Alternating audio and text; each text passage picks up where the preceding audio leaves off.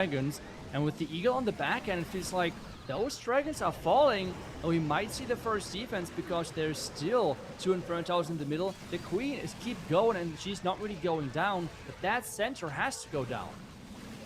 Yeah, that multi doing a lot of damage, had to freeze. Nice Skelly spell for the single in the middle, but these dragons are going down, Itsu. There's only a few left. The last 2 are on the map with the Inferno on the left. The Warden's the last thing in the middle, the Queen on the bottom. And I don't know if SS is going to get this, or is it going to be a defense for Fluid Esports?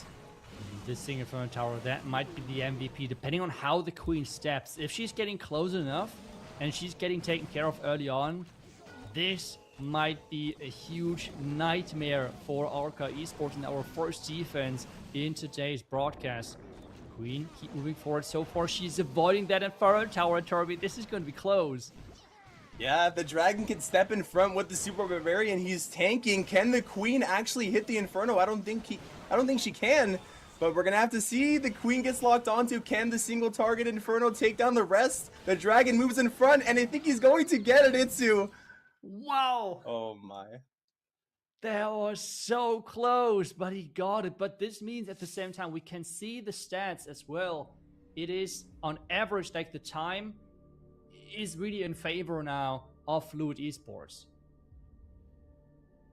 Yeah, and we do know in these lower Town Hall Cups, time can be a factor, but as you can see too, you know, 1-2 mistakes could be all it takes, especially in the esports modifier. These Inferno Towers, if you don't freeze them, the skeleton spells, single target Infernos, they do even more damage, and your heroes are a little bit nerfed too because of the esports mode, so keeping that in mind, it can be close, but with the tanking of the troops, he was able to have his Queen and his troops take down the last single, which was crucial for the 3. Yeah, I was not so waiting for like any type of trap popping up, like a Black Mine or maybe Skeleton Trap would be the complete nightmare for him. But the fact that on this back end the wall was already damaged was a really big game changer for him. And in the end, it is the clutch 3-star, because this is what we're looking for, those 9 stars. If you would compare this, and if you're maybe watching usually esports on Town Hall 18, you could maybe compare those 9 stars to the perfect match, because it is 3 versus 3 and not 5 versus 5. So you could compare that maybe to like 13, 14 stars in Town Hall 18. That would be kind of the same. But overall, it is not easy to get there. But those teams are sticking to air. We have seen as well some super witches in the qualification phase, like in the stages before this. But it feels like so far, both of those teams are just handshaking and going with air.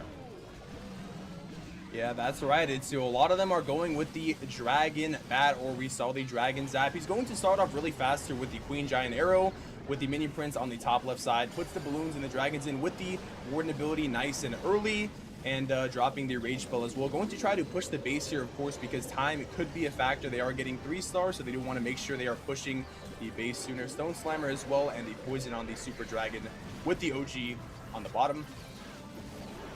He's trying to, again, remove those splash defenses, which is that multi-Inferno Tower and the Wizard Tower. But as well, he's controlling the path here now of those dragons, pushing them into those 2 expos. The Queen is having the support. There's no option to help that Queen right now, though, so she might and should go down. Yeah, that King doing even more damage because of the esports modifiers. There's also a Tesla there ruining the cleanup on the bottom, which is going to take even more time. And we see a NATO, couple traps coming down too. So I do think this is going to be cleaned up here, but yeah, looking pretty solid on the time as well. Yeah, Fluid Esports are here to get that first victory. The first 2 attacks from them, both perfect 3 stars, and as well, it's always the question if it's coming in play, but their average time is really, really fast as well. So that is quite promising what we see from them so far. So now the question is, can on the other side we see an even faster 3-star, or after the first attack, do we even see a 3-star, because that first attack was really close? Yeah, you just never know, you know, when it comes down to the attacks.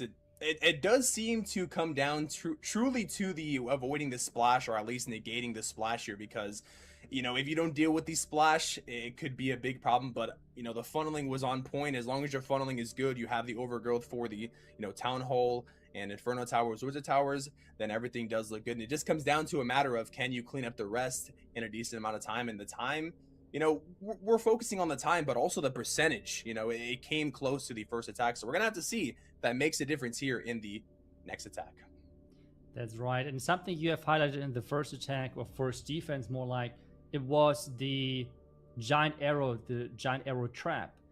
And that we had 2 Tesla on the corner, because if you place the queen and use the queen ability too early, the giant arrow will go for the Tesla and they will fly out of the map and anywhere but not where you want them to go. So they have to be careful if they're planning to use the giant arrow with their next attack, because that equipment is really, really solid here for those players, with taking down those air defenses, sweepers, whatever is needed to make those dragons even stronger.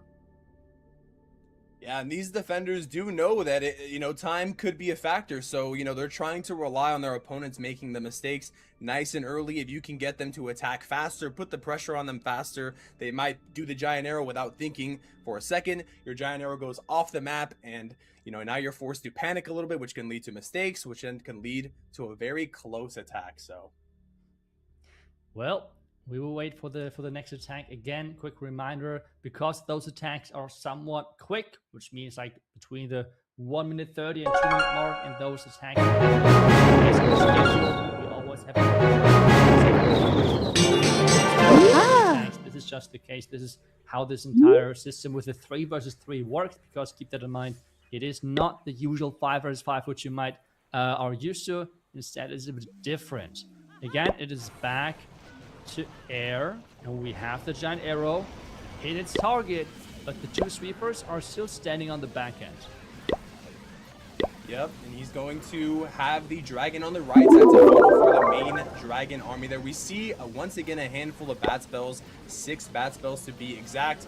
He's also going for the eagle, and the town hall is on the back end, but he's going to send a blimp, which I would assume is going to be a Yeti on there. CC comes out, super minions and headhunters once again. The queen is getting locked on by the single, and he's holding the ability here because he wants to make sure he gets through all the traps in the middle. There's also a double single compartment as well, so yeah, 2 single front towers. This is just to really make sure that you can get at least through some of those dragons. They're just so strong and tanky on those town levels, but we have those air skeletons popping up, and this is now quite some damage because he's in between those sweepers, and that can really have a big impact on him. Sending in those bats now, but that wizard tower has to go down. Yeah, nice freeze for the wizard tower. Has 2 more freezes. The queen did end up going down, placing the rest of the cleanup. It's going to come down if this dragon or these bats pull any of the traps here by accident. Looks like they are looking safe here. Drops the last freeze. The sweeper might be a little bit annoying, and there is a defensive skeleton trap and the super minion as well, but it looks like it might get cleaned up. It's looking kind of close here. There's a defensive super minion as well, taking down bat after bat, and this seems to be the first defense. Their first attack was already on the close side with only having a dragon, Inferno Dragon, alive, and this one seems to be again a close one, but he does not have those last 2 troops alive. Instead, they're going down to the defensive super minion, and this is the first defense inside this match. Fluid Esports are looking really good on defense, especially now with Ashim getting not into the back end. He did a nice thing, sniping the town hall, but the back end double sweeper setup has really cost him. Yeah, the back end double sweeper combined with the CC really doing the damage there, combined with the triple, or the double single rather, and the multi really holding down. You can see the difference here too. We keep saying it's in esport mode, but when you don't deal, or when the CC somehow survives the poison, it could be a real issue. That super minion stayed alive the entire time, picking off the bats, and even though it was a single target Inferno, it did make all the difference. That's right, those single Inferno towers, and then protected by the sweepers. The overall setup of the base was really nice because dragons were not able to get into the Inferno towers firstly, and then when they have reached it, they always were pushed back, and then the super minions in between was really a bad setup for the attacker. But this means if Fluid Esports is going to 3-star the next attack, we would have our first winner set in stone for our first matchup. That would be a really nice start for the overall bracket. But for that, that's a 3-star. The first 2 attacks were really convincing, But if attacks are falling short, we have seen that as well with the average stats. They're usually falling short really bad on the low percentage. Yeah, we're going to have to see, if you're Fluid Esports right now, you cannot take your break or take your foot off the pedal. Do not hit the brake button. You might be, feeling like you're in a good spot, but the moment you take a break, take a second, think you're all good, that is where the mistakes can truly happen. That's where you can get caught off guard by traps. So you want to make sure you stay locked in. Staying concentrated is the key here, even if it's only 3 attacks, but still those 3 attacks have to hit home to make the difference here and get those attacks, and maybe as well defensive with the preparation in, but this is what those teams are trying to accomplish. We have the next attacker in, we have the giant arrow again, but we have a few healers to make the queen even stronger. Yeah, we have the queen coming on the left side. Nice giant arrow takes down 2 of the air defenses here for Askeep, dropping the minion prince on the top side with the baby dragon looking like he's going to set up maybe some kind of blimp for the town hall, and also funneling with the minion prince on the top with the queen on the left. Spams the dragons and the loons on the side here, and it looks like the warden is actually on the ground mode, I believe, so he has to do the warden ability early. Oh no, I think the queen went to the wrong direction as well. This has to now go perfect. There's as well a defensive super dragon in there, and if he's getting a few shots off, this might be bad for his dragons. The warden, because there are no ground expos, I guess it's not too big of a problem that the wrong setting was chosen. But still, the backhand is not looking too easy. At the same time though, he has a lot of bats left and they're coming in now. Yeah, he does have the 3 freeze spells and the rage spells. These dragons are taking a lot of damage in the middle. That super dragon also doing a lot of damage. Drops the rage and the freeze at the same time. The bats are coming through, melting these defenses. Drops another freeze for the wizard tower on the bottom there. And now it's going to be a question of whether or not these troops can actually power through this multi-expo and air defense combo. And there's also a tornado trap as well. We see some more traps coming in as well. Oh no. This might be really close on the back end. The queen is alive though, and she can reach quite a few of those defenses over the wall. So it's as you said, maybe time. We have 1 minute and 20 seconds left. The multi-throwing tower is reachable. The air troops are going to go down, that is for sure. It's now all about the combination between the warden and the queen. And since he's having the rage gem on the warden, I think he should be fine. Yeah, it's looking pretty solid here. It's only a matter of the queen and the warden breaking through the wall. Her favorite target is going to go down here. The only thing left is the air defense, the cannon, and the elixir storage there, and there is nothing to stop Askeep here from Fluid Esports, and they are looking very, very solid here. You can see him laughing on the player cam there as well. I guess another funny thing about the attack is that in the end, it was actually helpful that the warden was on ground, because on air, he would have went down to the air defense. So with him being on ground, this means he was able to convert into the archer queen, like with the archer queen, and they were able to get the walls down way faster because of the rage gem. Otherwise, he would have been gone. The rage gem would have been gone. And this means in the end, they're getting those 3 stars, 2 minutes 21, but the time doesn't matter because they're having 9 stars to the so far 5 stars on the other side. And this is going to be the victory for them. At the same time, though, still 1 attack from the other team, which this is a double elimination, which might matter on a mental level overall. Yeah, they are securing the victory here, but just because they, or their opponents rather, have gone down to the lower bracket does not mean they're out just yet. They're still going to have another shot here, but we're going to have to see. We've seen people, do crazy things, so we'll have to see, how the rest of the wars play out throughout the day. That's right. There are many more matches to be played, and this one is not over yet, as I said, because it depends on the last attack as well. Going to the lower bracket with having to play another match as the entire bracket is played out today, having to play a match later today, maybe starting the lower bracket run, but you want to drop out of the match with at least a momentum high, if it's somehow possible to be in that position after a loss, but not going down with 2 fails. That would be not fun. And we have the first hit with the giant arrow. That is going to take down both of those air defenses. And this attack is actually using the Barbarian King and not the Minion Prince. Yeah, I do see there is no mini prints, which we've been seeing almost in every attack, I believe, today. Going to set up the funnel here on the left side with the E-Drag, going to drop the dragons in as well. And of course, we have these 6 bat spells, the king and the queen. We have the snake bracelet on the king to help with the tanking and the funneling. Going to pop the warden a little bit early there. And we do have the 1 multi in the middle with the sweepers facing the other way as well, so...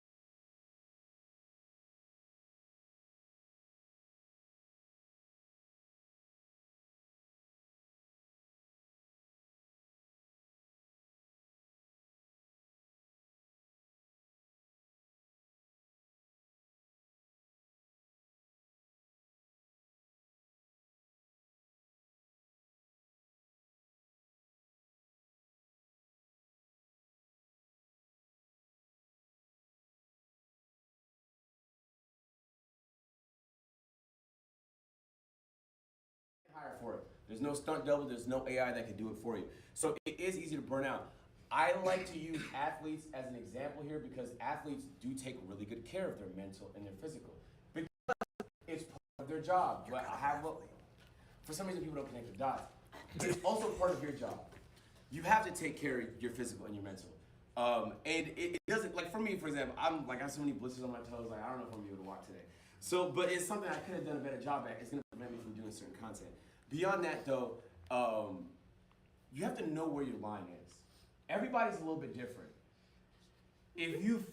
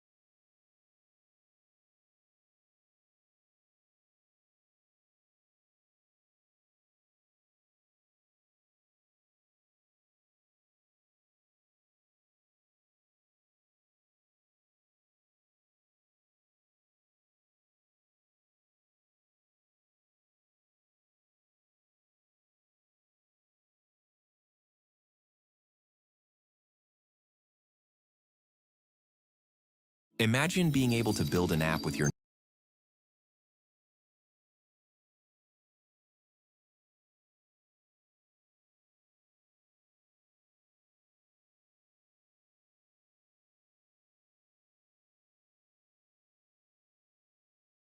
This is like my fifth take. I've really been trying to hold it together, so please bear with me. Palworld has absolutely decimated the games industry. We have a ragtag group of developers and one guy from a gas station that have somehow drugged this game over the finish line, reaching over 800,000 concurrent players on Steam.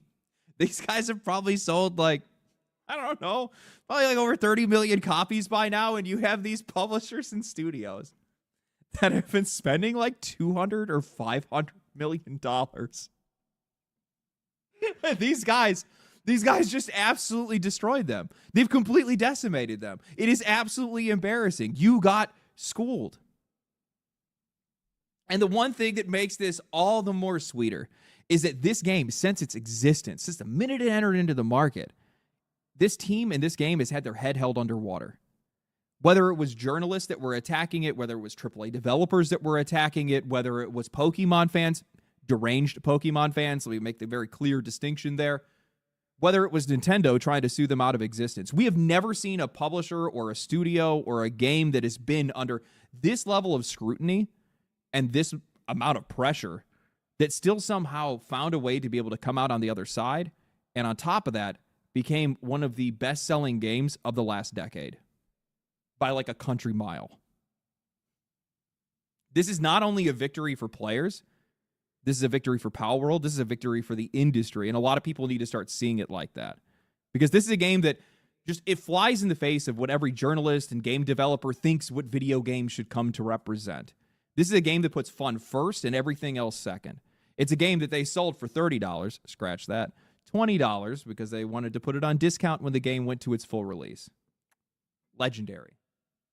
So today we're going to be talking about the continued success of Palworld. We're going to talk about what this game means for the rest of the industry, how this game goes to show that the only voice that matters in this conversation is ours, and how I think Nintendo should be scared. So Palworld has always held a really special place in my heart because when I was laid off 2 years ago and I decided to go all in on YouTube, it was one of the very first games that I had covered. Its success, along with Baldur's Gate 3, really helped to launch this channel. And I don't think that was simply just because those games were popular. I think it's because of the counterculture movement that kind of formed around those games. I'm not really too sure if a lot of you guys remember this, but player expectations clashing with developers and publishers complaining about the realities of game development was a massive topic at the time. And I think that that period largely closed the chapter on players being willing to listen or have any empathy for anybody that was asking for their money. With Baldur's Gate 3, developers and journalists were saying that it was unfair for players to expect a game of a similar quality from anybody else, even though Larian had made it with fewer developers, a smaller budget, and within roughly the same amount of time frame as any other AAA game. With Palworld, it was full-on gatekeeping. The industry did everything they could to write off that game's success because millions of players were flocking to something that they had already dismissed as a blatant ripoff and the antithesis of modern game design. A crackpot team of 10 developers, a gas station worker, and a rubber band, and a game made for less than $10 million. They attacked its themes, its cruelty, the slavery. A Naughty Dog developer came out and said that it must have been made nefariously. Others had argued that its gameplay and themes simply just weren't up to modern standards. It just wasn't good enough to be this popular, they thought. With the gamer writing, it isn't a plucky indie game sticking it to the AAAs. It is everything it does 10 other survival games do better. It's just a convenient gotcha in every shred of discourse right now. But when the internet inevitably moves on, that hollow foundation will crumble. What is up, everybody? We are here at Medieval Times, and we are so excited to tell you about our new show. We've got new stuff. Oh no, somebody needs to do a wellness check on these journalists because, oh man, were they wrong. During early access, the game had reached 2.1 million concurrent players on Steam, becoming the second game in the history of the platform to ever break over 2 million players, later overtaken by Black Myth Wukong. It went from 1 million to 6 to 7 to 19 to 25, and then earlier this year, 40 million players in total. It sold 15 million copies in its first year, past 25 million by the end of 2025, and now with its full release, it has broken records yet again by reaching over 855,000 concurrent players on Steam, re-entering the most played games on the platform in its entire history. At this point, it has likely sold well over 30 million copies, which, guys, that's Pokemon numbers. Palworld is now the first real creature collecting contender that we have ever seen enter into this industry. And yet, for some odd reason, we still have an incredible amount of mental gymnastics that are coming from mostly deranged Pokemon fans that are trying to argue that Palworld actually failed to regain its momentum, that the game somehow is actually a flop, and that everybody needs to accept that they've been supporting scammers because, well, it didn't do the exact same absurd 2 million players that it reached at the beginning of early access just 2 years ago. Some of them even tried to debate me on it. I don't debate with those kind of people.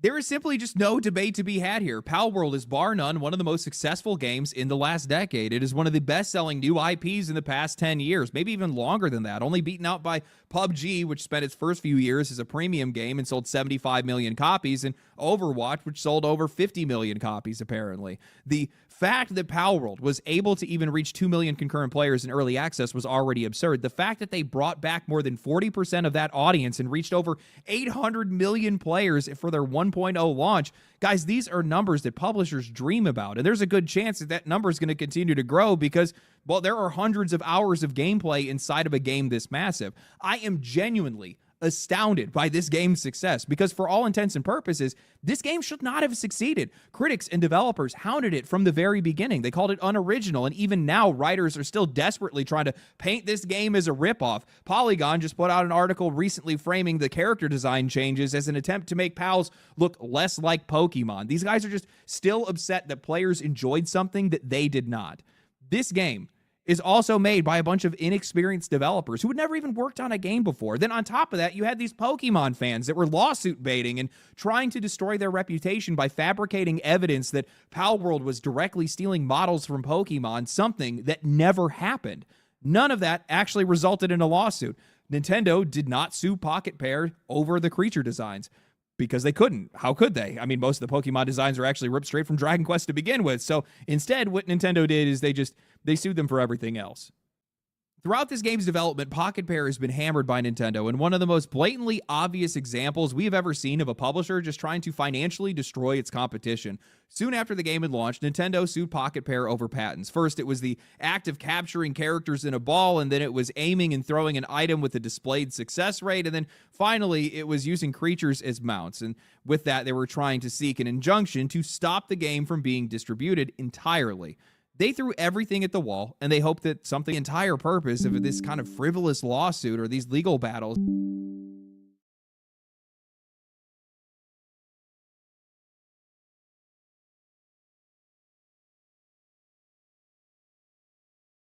is literally just to drain them of their resources and then force the studio to either shut down or stop supporting the game. That way, Nintendo would no longer have to worry about the competition, the unflattering comparisons, or the damage to its own brand when parents accidentally confuse Palworld for Pokemon and they don't want to buy the game with the slavery and guns. I don't really know exactly what their problem was, but even with Nintendo's intervention, none of that stopped players from supporting the game. And to much displeasure of the rest of the industry and many other developers and also the media, well, other studios also began supporting Palworld. Terraria brought cosmetics, weapons, bosses, and more with its crossover. Ultra Kill then followed with one of its own. Valheim and Core Keeper later joined Palworld in these group bundles where the studios could support one another. All of this helped Pocket Pair to hold out against one of the most litigious publishers in the industry, with the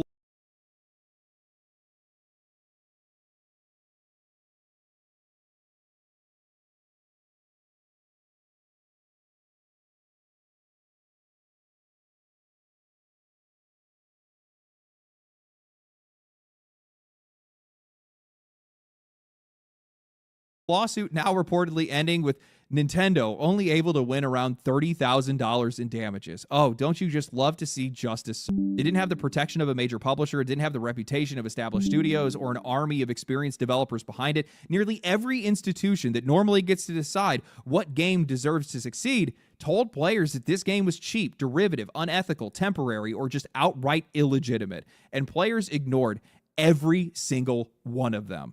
They couldn't shame people out of playing it. They couldn't convince them that this game was already dead. They couldn't bury this game beneath accusations of plagiarism. And even Nintendo couldn't even litigate them out of existence. Palworld just became larger, stronger, and more difficult to remove.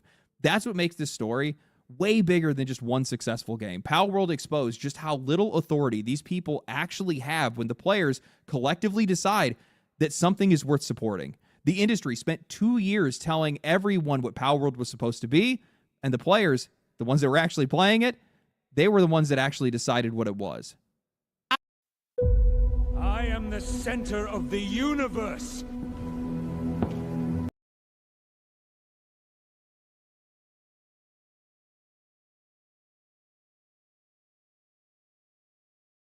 How embarrassing. I love it. I love this game. I love the story behind it. I love everything that happened.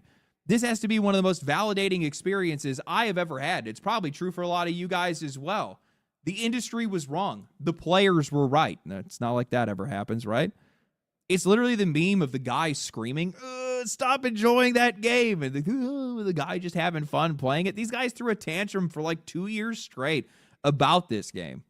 And it resulted in nothing other than it just becoming more successful.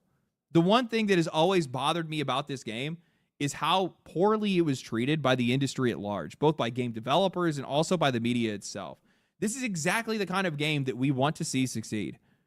This is literally David versus Goliath.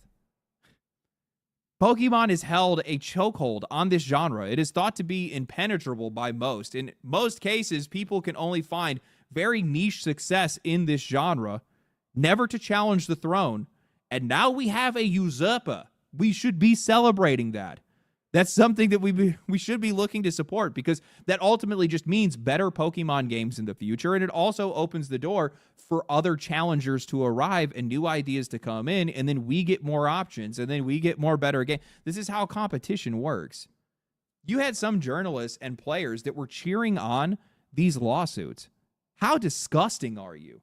What are you doing, cheering for litigation between multi-billion-dollar companies and quite literally like single-digit number indie studios? All because you've invested your entire life and personality into Pokemon. Terminally millennial. Unbelievable. Only for you guys just to find out that if Nintendo won, it would be the most damaging thing the games industry has ever seen. It would ruin games pretty much across the board.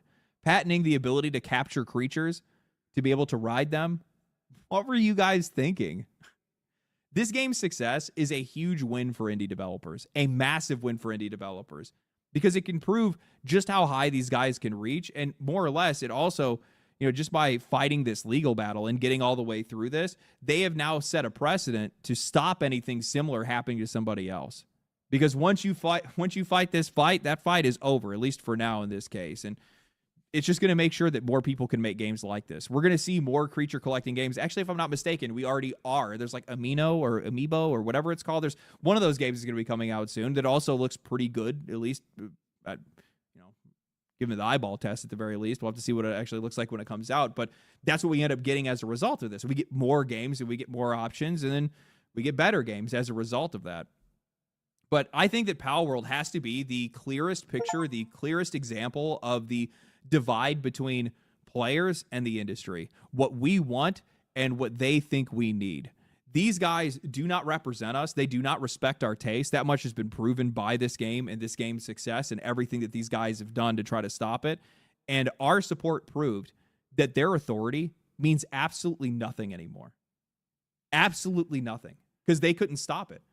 The whole reason, I want you guys to know this, the whole reason that Palworld was able to make it this far, the reason why Pocket Pair was able to fight their legal battles the way that they have, it's because we continue to support them financially and also emotionally in a way, because, people really like their game, so they felt pushed to be able to continue to support it. We actually ended up in the midst of this revealing to the rest of the industry what players actually want. Fun games. And that's going to be a real problem for a lot of people. When Palworld first launched into early access, I honestly took a lot of the backlash at face value. Some of the character designs are clearly inspired by Pokemon. Sure, okay, I'll give you that. I can also understand for some people that they might be offended by some of the game's themes. I definitely don't respect those people, but, you know, I can understand how they got there. But after all this time, and after seeing everything that this game has delivered, I think I finally understand what the real issue was for a lot of people in this industry, which is the fact that they just don't get it. And that confusion frustrates them. What do you mean players want a game that's filled with themes of cute animal slavery and toilet-level humor? What do you mean they want to shove a penguin into a rocket launcher or have a monkey following them around with an AK-47? What do you mean they want hot anime chick bosses that they can capture in a ball and then force into hard labor? What do you mean they want this offensive, distasteful, copycat game made of Unreal assets and fever dreams, and it's somehow now the best-selling game in the last decade? Palworld is simply the antithesis of what many people in this industry believe games should actually be. They are the same people that give Mixtape a 10 out of 10, then act confused when players are upset. They think that Dragon Age the Veilguard should have been a success. They think that Marathon is receiving undeserved hate, and they consistently fail to recognize what we want from video games is not necessarily the same thing that they want. I, and honestly probably a lot of other people, simply just do not care that Palworld's designs are influenced by Pokemon, that the game uses Unreal assets, and that it's not the most refined or polished game ever made. I don't care that it isn't cinematic, that it doesn't have a progressive narrative, or that it refuses to bend over backwards for people that don't want to be offended by a video game. I like that this game is messy and unrefined. I like that it doesn't have a drawn-out tutorial that's keeping me from actually playing it, and I'm not forced to stop and watch a movie every half an hour while I'm playing the game, and that I actually get to the gameplay almost immediately after I turn it on. And I'm going to say the reason that this game has become as successful as it is because Pocket Pair actually just leaned harder into what players wanted instead of trying to please the rest of the industry with what they think they would want. I started a fresh save going into 1.0, and it's kind of taken me a while to be able to get back to where I was because I've spent the last week moving and trying to get everything set up. But my God, did these guys cook. These guys went far above and beyond what I think anybody expected them to do, especially the people who had claimed that this game was a blatant cash grab and they would be abandoning the game shortly after their launch. But Palworld 1.0 has a fully fleshed out storyline, side quests that are scattered across the map, new biomes, and 72 new additional creatures on top of everything that they already added in their earlier updates. It has an absurd amount of new weapons and armor sets and crafting options. Base building is enormous now with countless materials, workstations, decorations, and structures to be able to build with. They added expeditions that allow you to send your pals out to gather resources. They expanded the pal customization with mutations and awakenings, allowing you to make them as powerful as you want. During early access, they even added Global Pal Box, which allows you to be able to take pals between worlds, and also they did this alongside the Pal Arena, which means you can go and fight other players on a server or face NPCs in 3 versus 3 battles, and you get a bunch of rewards. It's crazy what these guys have done. But gameplay, notice that's everything that I just mentioned. Almost everything this developer is focused on revolves around the one thing that players care about the most, and that is the act of playing this game. They have improved the visuals and touched up some of the creature designs, but the overwhelming majority of the effort that they put into this game went towards giving players more game to play and more ways to be able to play it. That is really all people are asking for. It's a massive reason why Palworld has been as successful as it has been to this point, because people just want more gameplay and they just want a fun game to play. Pocket Pair CEO Takuro Mizobe has delivered the exact same basic message across multiple interviews at this point. He recognizes that creating something completely new is difficult, so whenever possible, he just studies what already works. He has described Palworld as a mashup of everything that he finds interesting and everything he has seen succeed before. The things people have already proven that they want. In an interview with Euronews, he had said that he doesn't have some grand creative vision, he just simply wants to make a game that people like. And when he was asked why Palworld combines cute creatures with guns, especially when discussing the importance of American players, his answer was simple. Americans like to shoot things. Protein so tasty, Hercules lifts a spoon instead. Divine taste, legendary protein. With Kalshi, you can make predictions on anything. Predictions. I'm the special one. The funny thing is that I think a lot of people in the games industry would probably be offended by how blunt all of this is. Mizobe seems to lack the creative drive, the artistic ethics, and the grand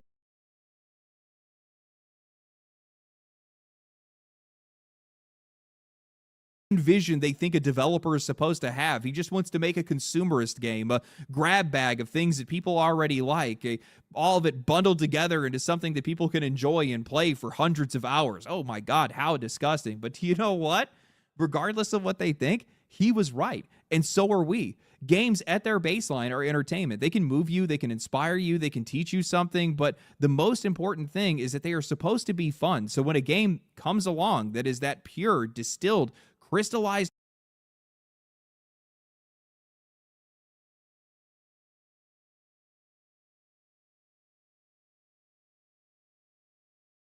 fun with no barriers, no censorship, and no concern for whether it's too messy or too deranged, people are going to enjoy it. And that's exactly what happened with Power World. The games industry at large has become so self-obsessed with the smell of their own shit. They have almost completely disregarded the purpose of these games and are chasing their own version of it. They want the Hollywood version of it. They think that these games need to educate the audience, influence the audience, create works of art, get lost in the process, spend hundreds of millions of dollars like they're making a blockbuster movie, and then they just completely forget about the gameplay, the fun factor, and they severely overestimate how much people appreciate the art over the product. Pocket Pair CEO recognizes that games are products first and creative work second. He wants to make money. That's his entire purpose. He has said that many times before, and he knows the best way to do that is to treat making games the same way players do when buying them.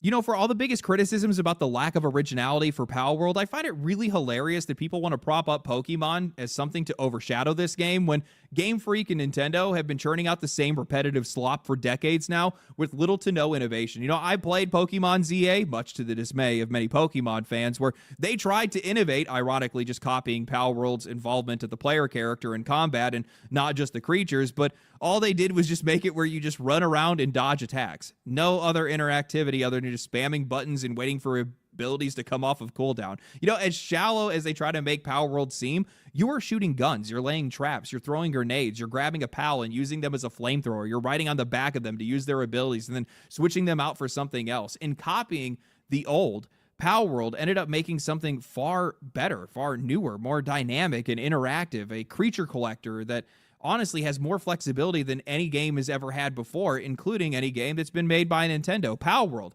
is honestly just a fantastic game now. Simple as that.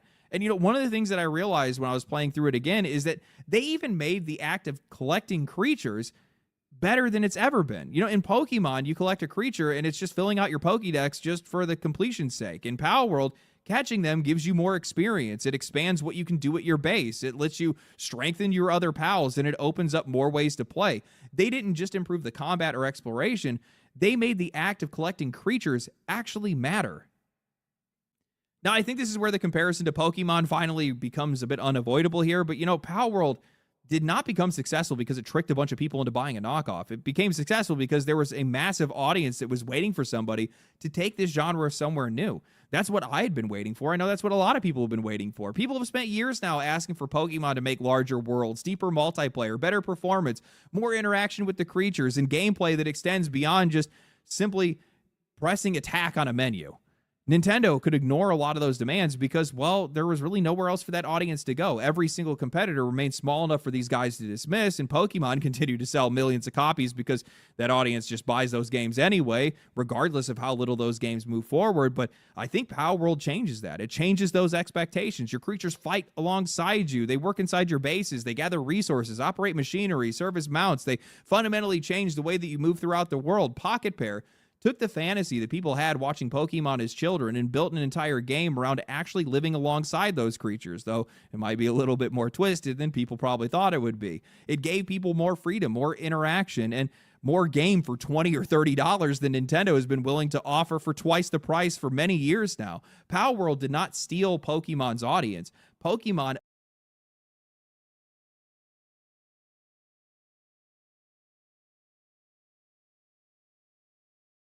abandon an audience that Power World was willing to serve. And I think that audience is a lot bigger than they know. The gatekeepers of the games industry have completely lost control. We are the captain now, my friends, and they can't do anything to stop it. We have now proven through this game, out of any game, I think at this point, that our demand outstrips anything that they can say or do to try to change things or move things in a direction that we do not want. And I think this game is probably the clearest example that we have ever seen of the games industry at large, whether it's developers or the press or whoever else, just completely not having or respecting the same taste as players. They are so absolutely confused by the fact that people like this game, and it drives them up the wall. And it's not even that people like this game, it's that this many people like this game because it is an aversion of truth to them. How is this possible? What do you mean? Why isn't it The Last of Us? Why isn't it Mixtape? Why isn't it these other artistic, wasteful, garbage games that nobody wants to give time to? Well, I'm going to tell you, it's pretty simple. We want fun games. Power World is a very fun game. Simple as that.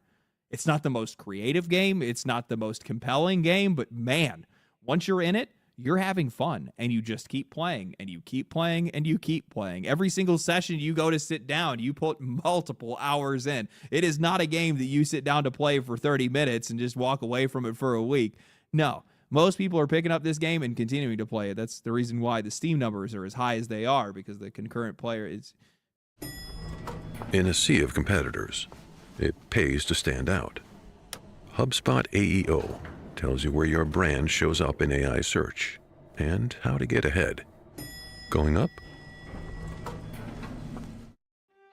Living with chronic migraine?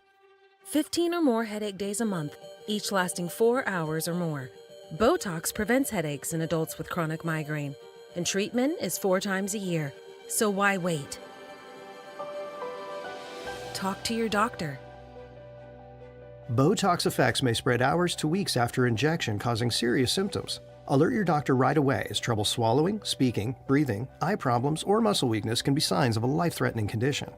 Those with these conditions before injection are at high... Yeah, you guys get it. It's just fun to see. I love seeing this happen. And, you know, massive congratulations to Pocket Pair and Power World. It's huge what these guys have done. Not only just the creativity and the originality of their game, or at least the originality that I see in it, the things that they've done with it, and how amazing of a game these guys have made, and getting this game all the way to the finish line with as few as people as they had. The team's definitely grown over the years. I think they're closer to 100 people now, but it's crazy that they were able to pull off what they did with as few people as they had before. But the game is great. It really is. And honestly, man, I gotta respect the balls on these guys to go after and take on one of the biggest and most litigious publishers in the entire industry and come out alive. Not even come out alive, come out on top. You guys are kings, man. Kings in my eyes. And I view this game as one of the catalysts in what I am viewing as a culture war. Not even a culture war. It's a counterculture in video games, where people are just sick and tired of the gaslighting. People are sick and tired of people telling them what games should be or how games should be played or what games can include and who games are actually made for. And they just want all that bullshit to go away. And they just want fun video games. And this game has been a part of that. Because it showed the contrast between expectations and desires. Basically everywhere. You know, one of the other things that I've seen as well is there's been a lot of journalists that have been turncoating pretty quick.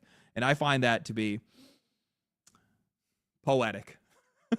You see a lot of these guys that were like, they were bad-mouthing Power World 2 years ago. But now that, you know, there's been a few rounds of layoffs and their companies aren't doing that well and they really need some ad revenue. Now you see these guys really doing their best to try to, you know, positive post about, you know, Pocket Pair and Power World because, well, they got to make money and they got to get clicks. You're seeing these guys posting all these different guides and stuff like that. I'll give credit where credit is due. Paul Tossi, that guy has loved this game since the minute they came out. I'm telling you, some of these guys are starting to change. The chuddening is happening. You probably wouldn't want to hear that. I think it's true, though. Anyway, I hope you guys enjoyed the video. Let me know what you guys think of the new setup.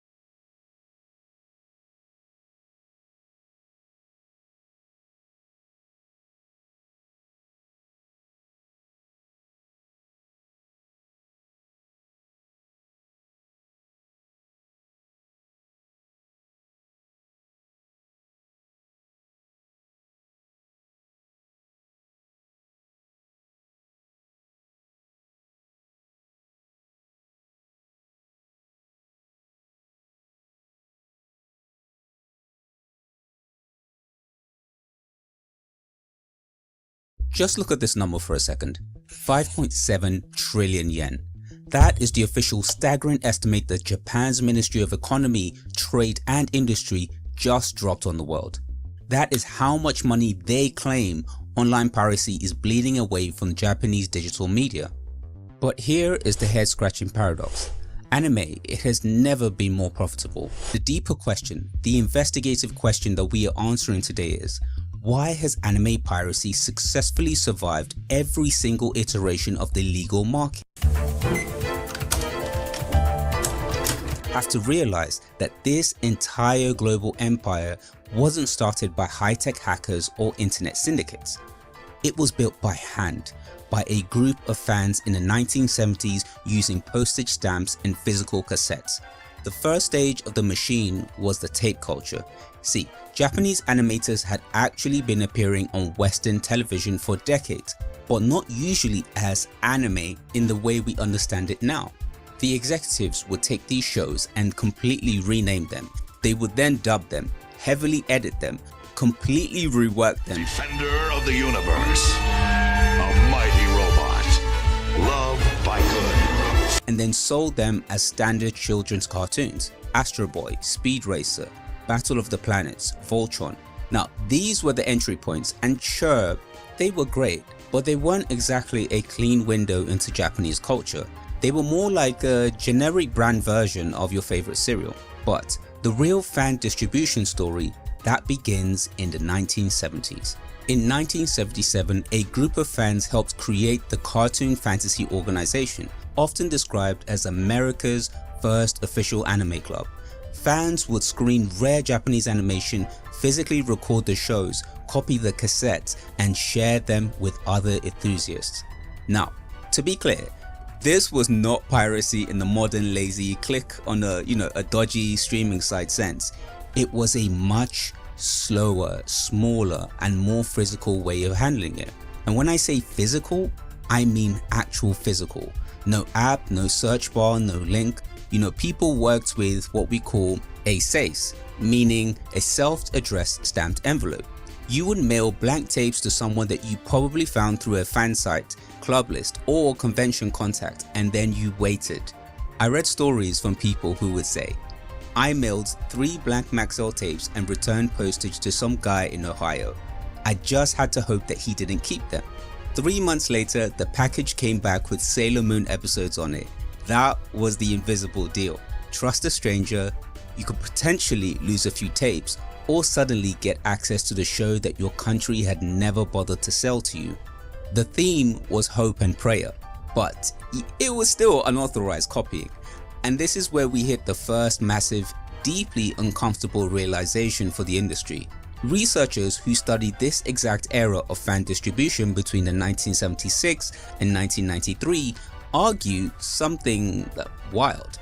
They say that this copyright infringement actually helped create the massive global demand that later made licensed anime commercially viable in the West. Okay, what we're going to be showing here are the Dirty Pair Plant Salad style dubs. How many of you have seen it?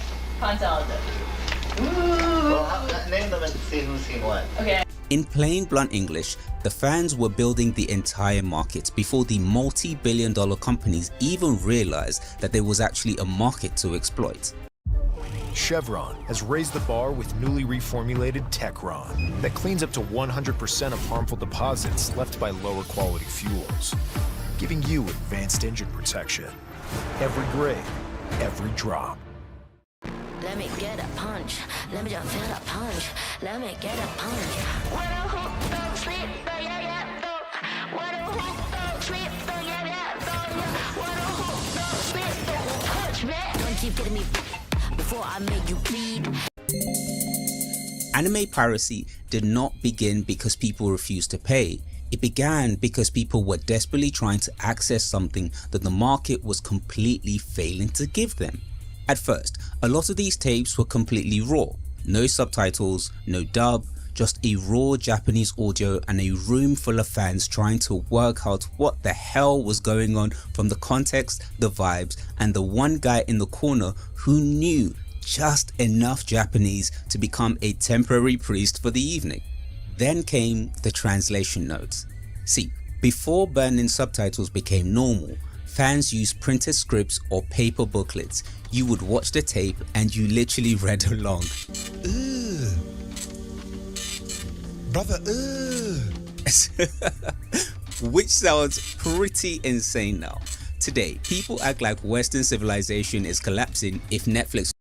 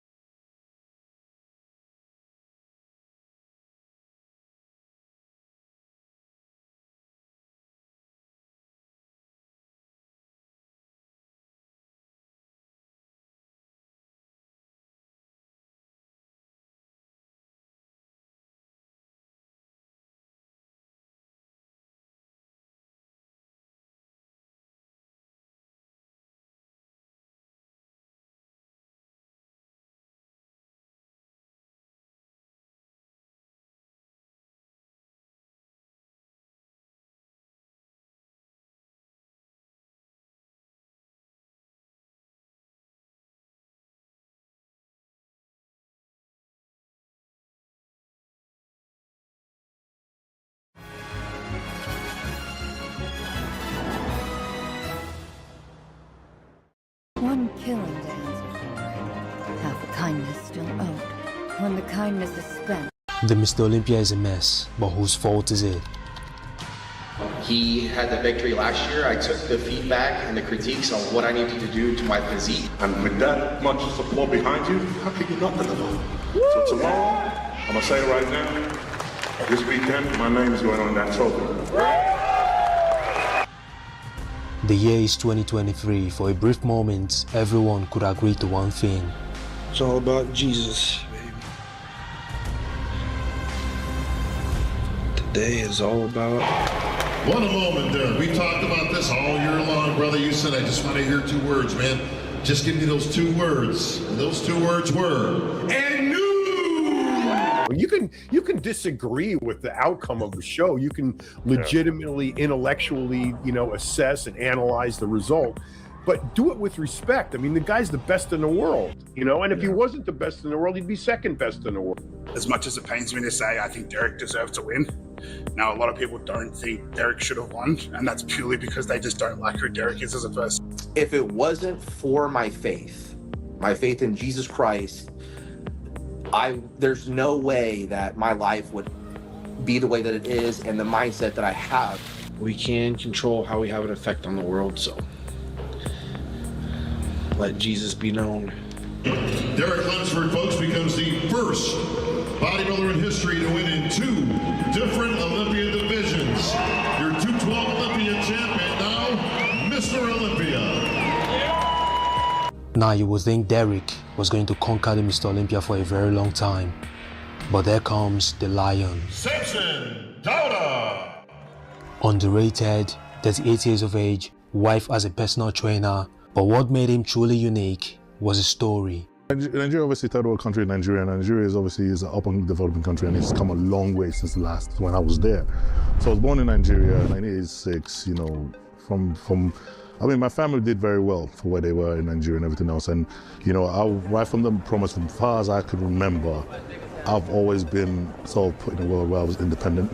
Is Samson your stage name? Because ain't no way in hell you this strong, this big, this swole. And they knew from birth. He's Samson. Hell yeah. He's Samson. I think my parents must have known something because Samson is my real name, man, from birth. On my birth certificate, man, Samson Dauda. I was always close to my parents, but we were never dads. Like, I've never been someone that was close to my parents, like that. I left Nigeria when I was 15. Went to boarding house for more or less all I can remember when I was Kaduna, when I was in Nigeria, was being in boarding house. And it was very tough.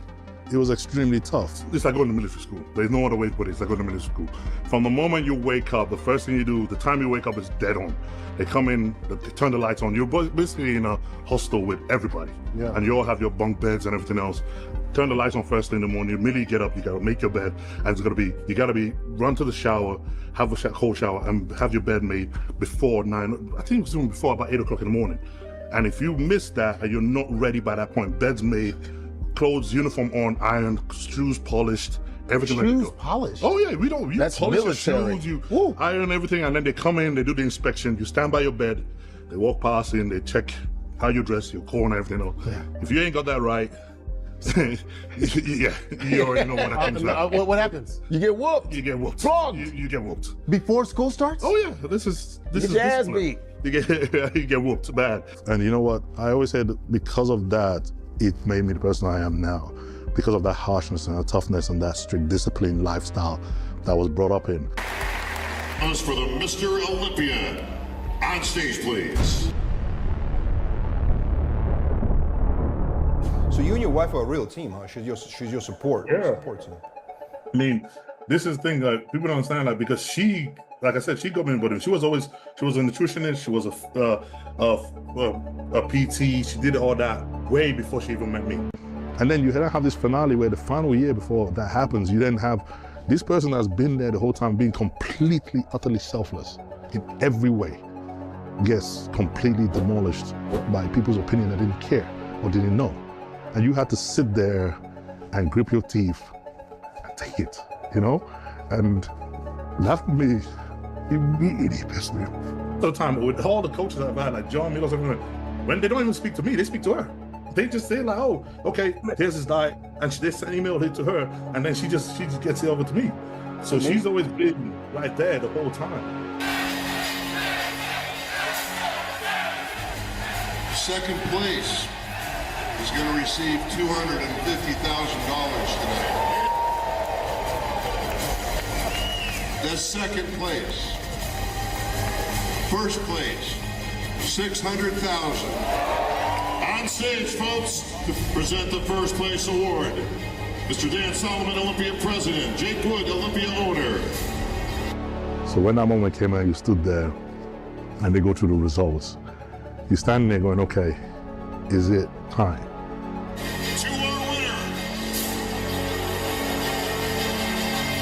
and new Olympia champion. Is this the time? Have I gone through enough? Have I done enough? Isn't now the time for me to say, for me to get that confirmation that, yeah, you're ready?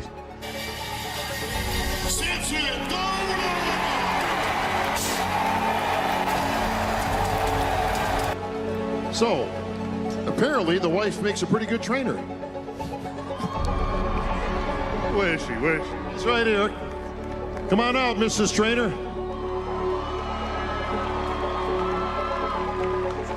There was just so many boxes ticked in that moment where it's like, not only was it the person that got you to the sport in the first place, it was the same person that went through all the bad, hard times with you, the one person that was in debt with you, the same person that crawled through the mud with you and went through the fight and the battle, the same person that picked you up time and time and time when you got hit and told you don't give up, one more time, the same person that went through all of that.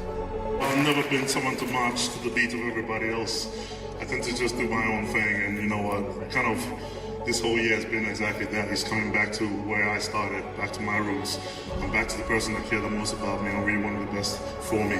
In the last 5 years, no one have won the Mr. Olympia twice in a row. There has been no rivalry, no on-stage battle, no press conference fights, and if we've got to this point, it's all because of one man. I'd say my first guest has a bigger neck size than any leading man in Hollywood. The bodybuilder of bodybuilders. Would you welcome Arnold Schwarzenegger? 6'2" and 220 pounds of solid Austro-Hungarian muscle. A press agent's dream as he promotes bodybuilding in the most unexpected places. The public doesn't expect strictly bodybuilding anymore. The entertainment and drama takes the front seat. Your search for fast rural internet is over. HughesNet offers affordable plans with fast speeds and unlimited data, plus whole home Wi-Fi. Act now and get free professional installation. Order HughesNet now.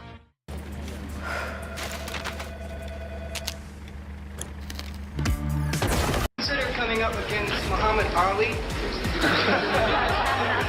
The question is if he would do it. Traveling always in glory, from the glitter of the Cannes Film Festival to the glamour of the White House. It doesn't matter how good you are, how many headlines can you generate? I'm very excited to just have finished promoting Conan the Destroyer, and now I'm promoting Terminator, and I'm ready to go to Rome to do another film. Yeah. Red Sonja, and so I mean, the acting side is really You're working a lot, aren't you? Yeah, very much. Because to a lot of people, Arnold just looks so good. I have covered every city in America. I feel that you can have the best product in the world, but if you don't know how to sell it, and if you don't have anybody who can sell it for you or tell the public, it's a waste of time, the whole thing. As Arnold stepped down from bodybuilding, Lee Haney took over, dominating the Mr. Olympia for a very long time, becoming the first man to win the title 8 times in a row, a record that still stands to this very day. Well, 8 Mr. Olympias, where are you going to go beyond that? So Lee Haney is Mr. Olympia when I'm starting out, right? So this is the guy that I'm looking at. He's Mr. Olympia, plus he's a family man, and you know, he's big. I saw him guest pose in England. It's an inspiration, a good guy. So I'm a fan, basically. But now I'm gonna go compete against him. So I realized I can't be a fan anymore, man. I gotta get a little bit ruthless here, yeah? Quarter turn to the right. Like, you gotta watch out for Haney on stage. He's a bully. I say, what do you mean? You know, he'll try to intimidate you. He'll bang into you a little bit. He might tread on your toe or something. You know, he just want to like bully you and own the stage, man. I'm like, what? He's not doing that shit to me, man. I'm getting all psyched up and everything. that final year, you was up against Dorian Yates, was it? And Dorian was up against me. Let's get that right. Not me up against Dorian. I always make sure I make that clear. And there's a call out. It's just me and Haney, which is unusual. 2 guys, right? So it's obvious this is a showdown, right? For first and second.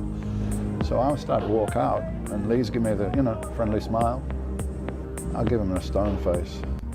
And then I walked out, and you come and you go in this kind of relaxed, semi-relaxed pose. So I went into the semi-relaxed pose, and on purpose, I properly banged my elbow into him. Yeah, and he must have been, what the hell is this crazy? Yeah, so I took him to school on that one. And then in the pose down, Lee Haney does this pose where he brings out his arms like this, and I was behind, and I know he kind of got me out of the corner of his eye, and he clipped me with his knuckle. I think he was like, okay, have some back, Take it to the second place winner, who is Dorian Yates. At Dorian, I really enjoyed competing with him.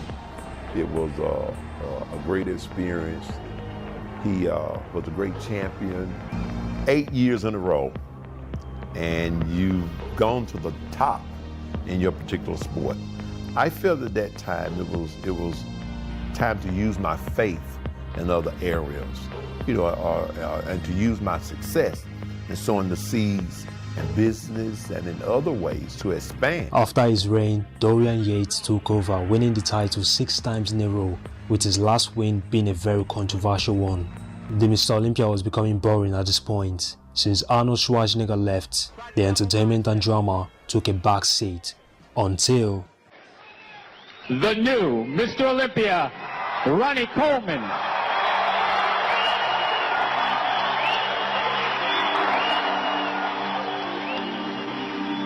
I am not lying, y'all the best fans in the whole wide world. And I've been everywhere.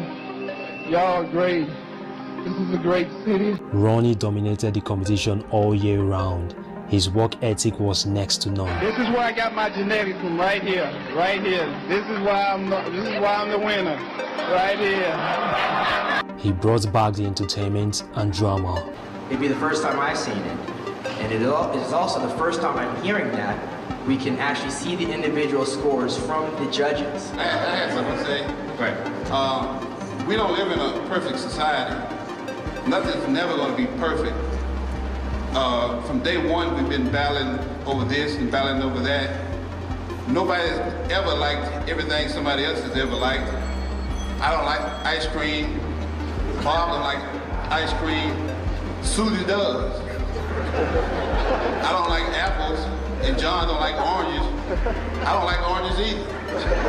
Our prize money's increased this year by about $25,000. There's going to be 11 guys that leave this show Saturday night with nothing in their pocket. These are issues that these kind of press conferences need to fix. In 1992, I didn't place at all in the Olympia. Didn't get a dime, didn't get $1. I didn't complain. 1997, Mr. Olympia was held on Friday and Saturday. Paul Dorian Yates, National Body, was in 3rd place until Saturday night. I was announced 4th place on stage.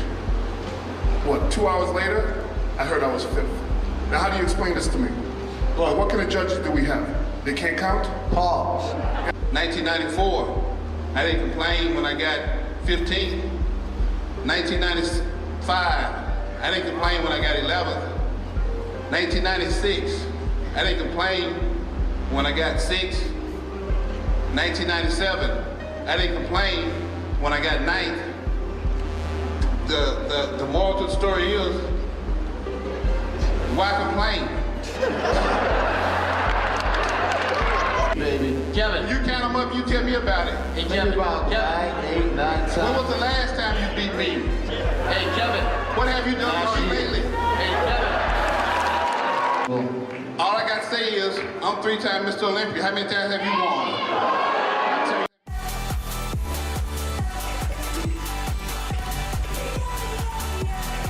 At this point, he was known as the king. His confidence went through the roof.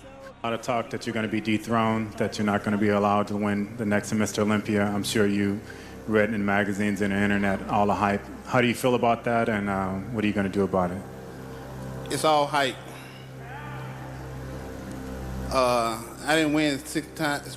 I didn't win Mr. Olympia 6 times by just sitting around on my butt, you know, listening to what people say. I won 6 times because I worked my butt off in the gym and did what I had to do. I don't think anybody in here asked to be here. God put us all here for a purpose. And my purpose, for me, and my calling in life for me, I know is to be Mr. Olympia. So all I can say is, hey, it's on, baby. Ronnie. And you know, all these guys sitting around here talking about what they're gonna do. Hey, this is a show. Talk is cheap. You want to do something? Hey, we can do something right now. All the talking and the boo-hawing back and forth, you know, that's all good, but when you get on that stage, the body does the talking. Gunther talking all that noise about him being 300 pounds. Hell, I'm 300 pounds too. What you want to do? Who wants to see a pose down right here, right now? Who's got the guts? Is that an industrial table? We can go for it right now, baby. Oh. Top 6 athletes tonight will square off at center stage and challenge each other one-on-one, head-to-head poses. Strategies will have to be formulated and executed. Each of the finalists tonight will perform the poses that they think will defeat their opponents. Heck, it's time to find out. Jay Cutler with 19 points. It's all coming down to this. 14. Jay, what's it going to be against the big men? How'd Ronnie know that? Abs and thighs, man. Abs and thighs. Abs and thighs. You going to go straight with it, Ronnie? You ready, baby? If I can have on stage at this time, then number 2, Sean. Who's everybody like, Jay Cutler or Ronnie Coleman? Because, you know, it was everything to him. You know, and he was going for number 9. It was the record to beat Lee Haney's record. Yeah, the next name you hear will be the winner of the 2006 Mr. Olympia. I don't want people ever to think like, oh, well, Ronnie was at his best and Jay was at his best. It's not the case. I just was better that day. You know, time was creeping up. He was going for his record number 9. A lot of publicity going into the show. Jay Cutler!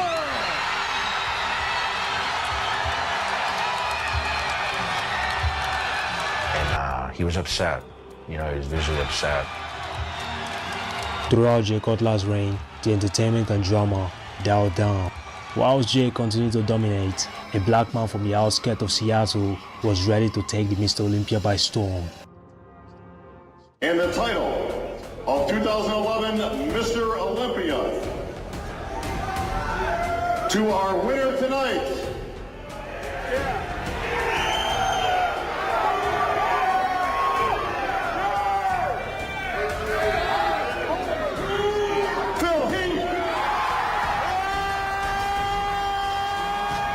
I had arrived.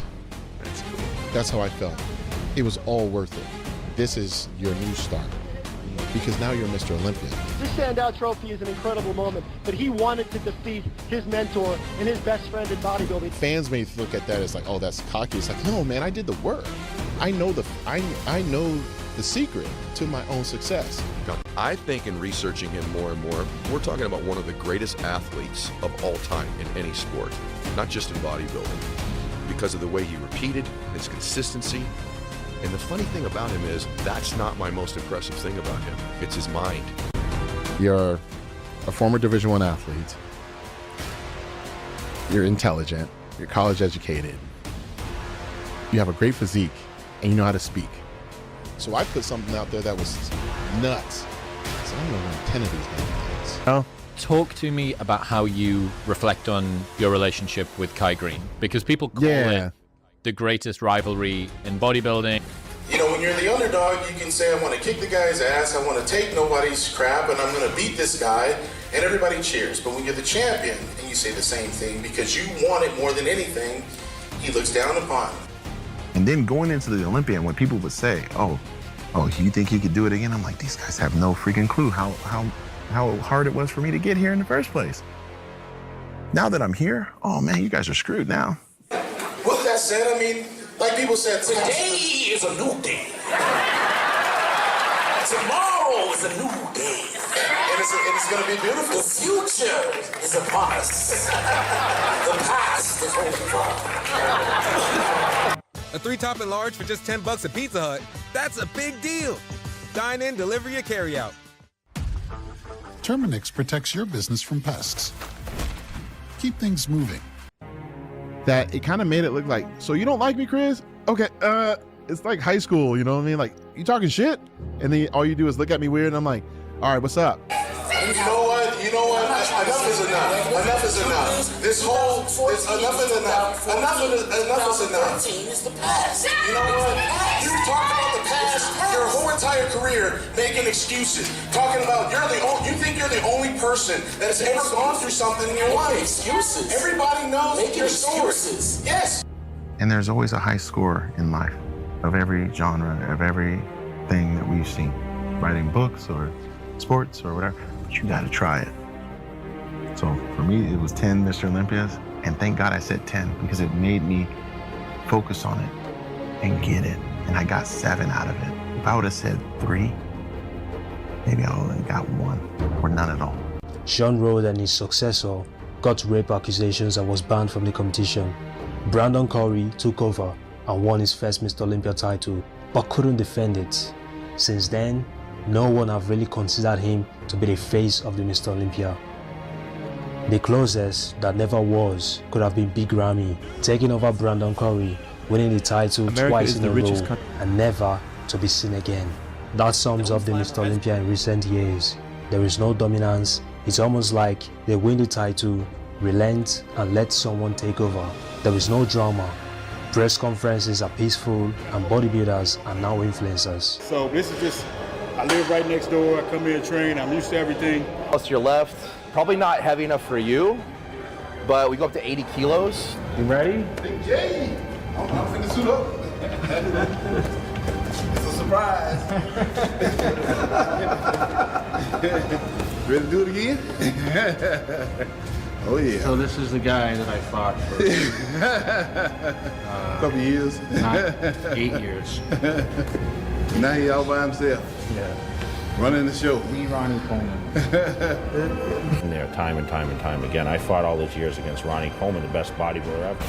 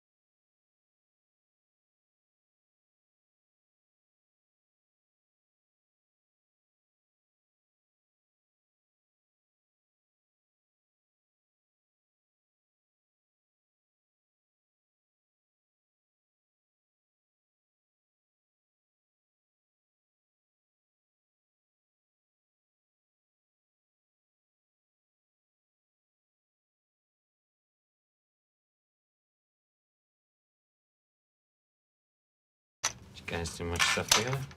Yeah, you know what? He took me to a baseball game once. Remember?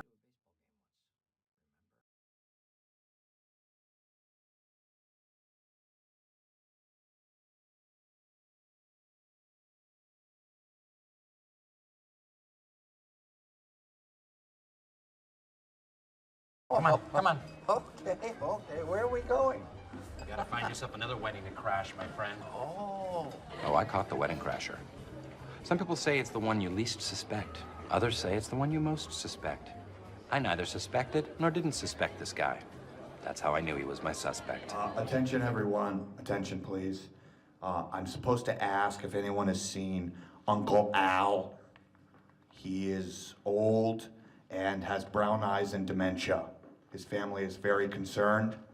It's a very serious situation.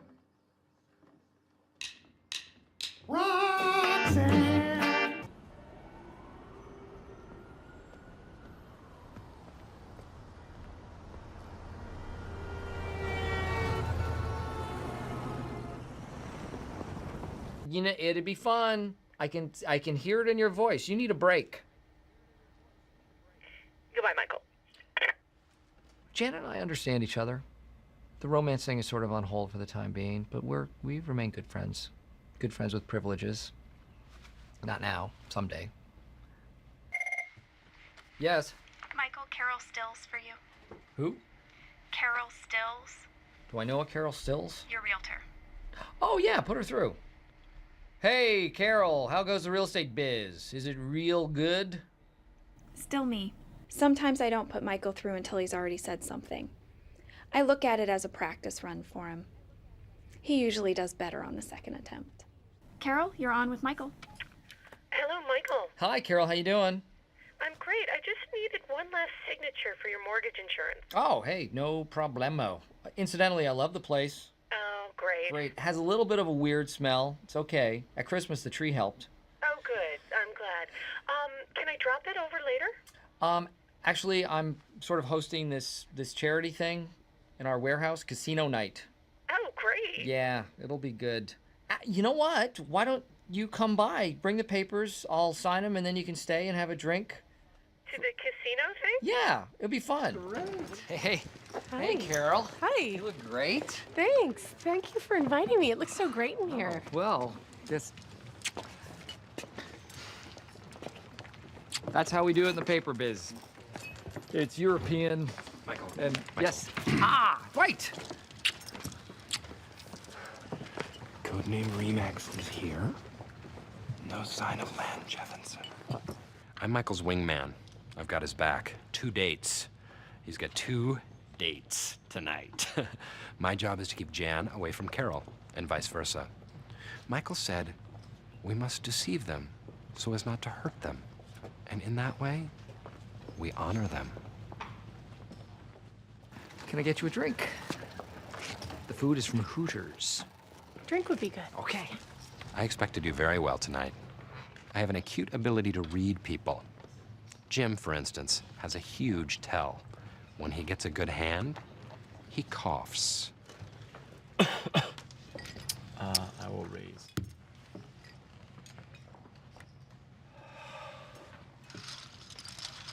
Thanks. It's the weirdest thing. Every time I cough, he folds. Wow, bad luck. Yeah, whatever. Hey, you know what? If luck weren't involved, I would always be winning. Oh my God. Oh my God. Michael? Jan? Hi. Look, okay, I think we're all adults here. And it has always been my understanding that we have an open relationship. What are you talking about? What does that mean? And after you said you weren't coming, I invited Carol to come, and I don't think that I did anything wrong. No. No, you didn't. Hi, I'm Jan. I'm Michael's boss. Hi. Does anyone want a drink? No, I'm good.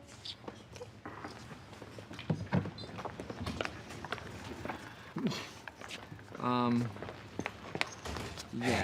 Hey, what? Jan's here.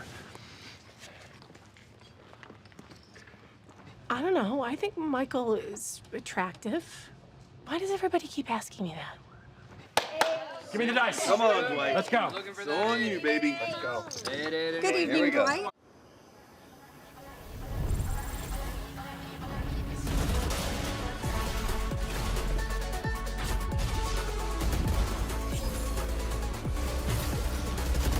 Play together in Valorant.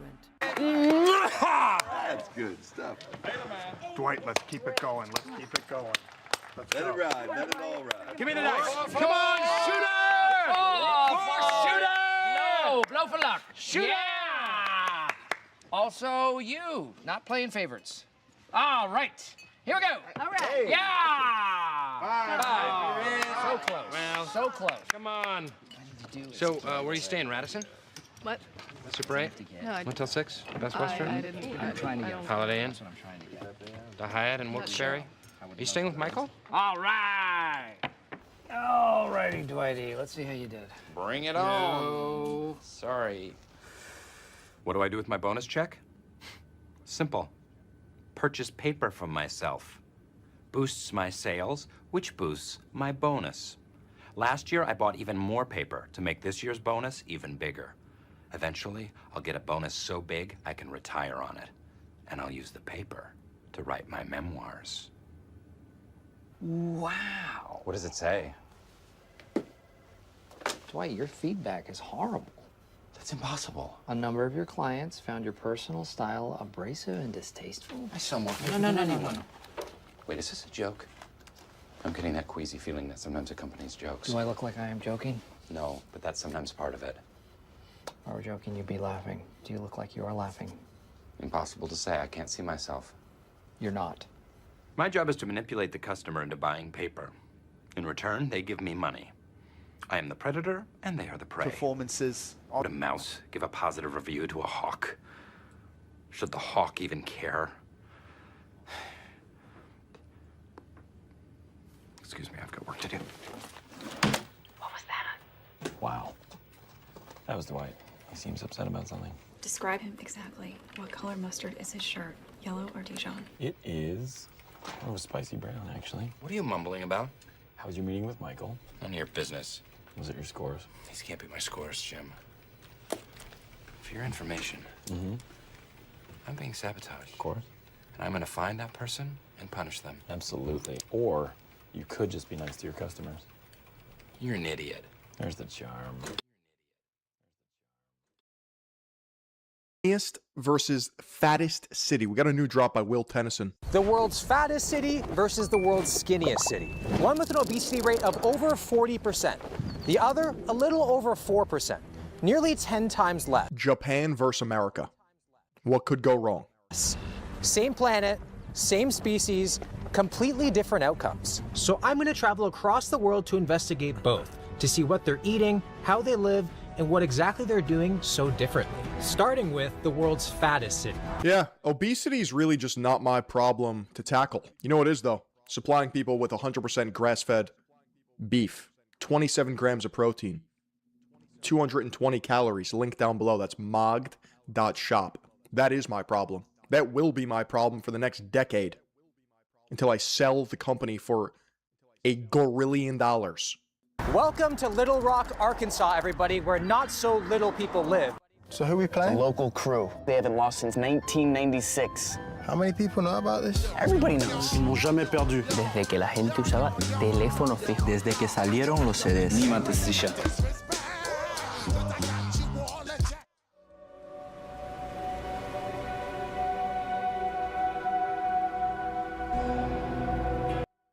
Because this is America's most obese city. Fun little quick fact about Arkansas, they invented the cheese dip in 1935. Pretty cool. So we're gonna explore today and see what Little Rock's doing wrong, because clearly they're doing a lot wrong. We're searching for healthy options around the area, and it's pretty slim pickings. We have the Walgreens, Papa John's shows up for some reason. We got a Chinese buffet, Mike's Cafe.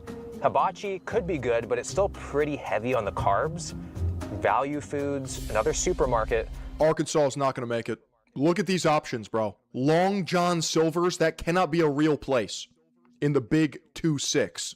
Long John Silver's, I feel like the most accurate answer could be just maybe going back to the airport. and leaving Little Rock, but who knows, we might be able to find something. There is literally fast food everywhere. Like there's a Popeyes, Pizza Hut, Chinese takeout places, Wendy's. Every single place that you can think of is just all on this one street. It's like an open-aired food court. We haven't even been here for that long, and you can already tell that this is not a very walkable place. Like, I will not be putting anything long, John, or silver in my mouth. But you will put a moglog in your mouth, right? I mean, this thing's over 10 inches long. It's girthy, too. This is not your traditional meat stick. This is 2.75 ounces. Nearly triple the size of those. I don't even want to call them by name, dude. You know what I'm talking about. nobody's walking. Everything seems very spread out. I think the only way you can get your 10K steps here is like literally if your car breaks down or if it gets stolen. Like, I don't think anyone here is too active. There isn't even actually a sidewalk to even attempt to walk. With endless unhealthy options around, we stumbled upon a local donut spot where I wanted to see how the locals actually order. Good morning. I want to get what just a regular Little Rock citizen would get. The plain glazed donut. Plain glaze? It's called a strode? Why do they call it that? How many? I would say 3. 3? Yeah. Okay. 3 or 4. 3 or 4? Yeah. Wow. I'll go 4. It's in between a street and a road. Gotcha. If you're starting off your day with 4 glazed donuts and you don't have like an Iron Man in the next hour, I don't even know how to begin to help you. Listen, a nice sweet treat once in a while, sure, have a donut. But what are we doing calling this breakfast? This is the cop diet. You know, we actually have a lot of law enforcement and military personnel here at Third Eye Global, and many of them have been mogging their logs. This is a great, convenient, high-protein, healthy snack on the go. It will actually fuel you for any task. You will be satisfied and satiated. I'm gonna do 4, yeah. Okay. I mean, we're 2 away from half a dozen, slightly triggering, but we'll go 4. 4. Yeah. Do you come here often? I come here maybe 2 to 3 times a week. 2 to 3 times a week. Yes. Okay. And what's like a for your son and you? What's like a standard order? 4 glazed donuts, 2 kolaches, and a chocolate milk. What? 4 glazed donuts, 2 kolaches. I don't even like saying that. Sounds dirty. And a chalky milk for her son. What is that? 1,700 calories? Like minimum. $2.50 a pop for the donut, and that's being conservative. That's 1,000. I don't even know what a kolache is. I'm going to say $3.50 for each of those. That's like 2,000 calories. Hi, yes, I'll have 1 diabetes, please. What do you think is like the main reason for Little Rock's obesity problem? I would say junk food, whole streets, like fast. Yeah. How often do you eat fast food every week? Not really. I eat a lot of Asian food. I probably eat it like she said this one. You eat those every day? Mm-hmm. Yeah. What is that, just sausage rolls? Sausage rolls. Now, if I'm rolling into town, yeah, I would stop in and get a donut. A donut? Fuck it. Have a southern fried donut?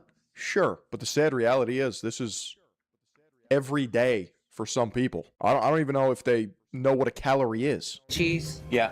Okay. And that's is it like a standard lunch? Standard breakfast. What's like your fruit and vegetable intake like? I don't eat vegetables. No. No. Come on, man. I'm a eater. You gotta eat your veggies, dude. I'm a meat eater. He's Saladino pilled. No vegetables. So we got 4 glazed donuts, which is a standard. With a 40% obesity rate, everyone rolls into town, Phil. That's right. This is like paradise for the plus-size park hoppers. Second of all, these don't even look that good. Order for somebody, which is pretty ridiculous. Only $5. So super cheap, very hard to beat. I can see why people would come for breakfast because, I mean, it's not expensive at all. Glazed.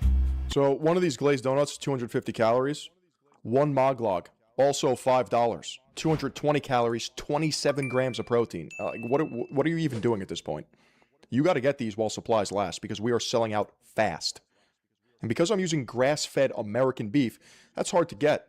Production times in the summer, I mean, what I'm saying is you need to go to the description now and buy the moglogs now because I might not have them tomorrow. And then we're going to have a real issue. Philion, I can't get my protein in. Philion, your delicious snack. Philion, I need more of your meat. Philion.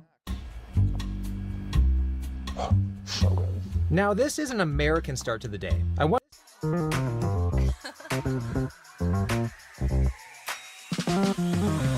Wonder what the people in the world's skinniest city would think of this. Look at the sizes that this store has. So usually, like where I'm from, like I'd say like 3XL, maybe we see 4XL. But this goes 5, 6, 7, 8XL. That shouldn't be legal. Like they should be taxed. You should not be allowed to function in the United States of America if you're that fat. Why are my tax dollars subsidizing fat chuds? Help me, dude. Indirectly, I mean, that's healthcare 101. But I get the sniffles, and I have to pay $380 out of pocket because the doctor said, no, about 4 to 6 weeks, you'll be good. Help me, dude. Help me. Netanyahu is on my ass. He's hitting me with the goy beam. You should be jailed and starved if you're an 8XL. So this is 6XL. Let's see what this looks like. Yeah, 10% tariff per X above 2. It's so funny to me because, like, this isn't even clothes at that point. This is like just loose fabric. Wow, that's not even 8XL, it's 6XL. I mean, it's here because there's a demand for it. What's like the most popular sold size? 5X. Have you noticed the store? At that point, just cut a hole in a blanket. We're getting busier over the years? We've been here since 89. 89, really? We're not struggling for business. No. The donuts were just a... And this may come off as a little mean, but I think it's a natural reaction. When I see a morbidly obese person, I get disgusted and sad. Like, I can't look at them for too long, or my face will start to paint a picture that is not friendly. Because the laboring, the uncomfortable, absolute gravitational pull that encompasses their being instills me with dread. Because the problem is I am empathetic. Like, I do feel for them on a human level where I'm like, fuck. You have to be in pain. Like, you don't have to live like this. Snack. So I checked out one of Little Rock's most popular breakfast spots, and right away we could see there was a big problem. This menu is a laminated cry for help. Like, half of the stuff is dessert, the other half is pretty much a food challenge. Like, we don't just have pancakes, we have strawberry cheesecake pancakes, lemon cakes. It's incredible. Like, the starter section, who needs cinnamon rolls as a starter? I mean, it's like a trendy breakfast place. What do you think? They're gonna give you like vacuum sealed bodybuilder meals? You're in the South of America. Read the room. This dude acts like he just got here. Well, he's from Canada. For breakfast, me apparently. That actually does sound really good. The big concern is the children's menu.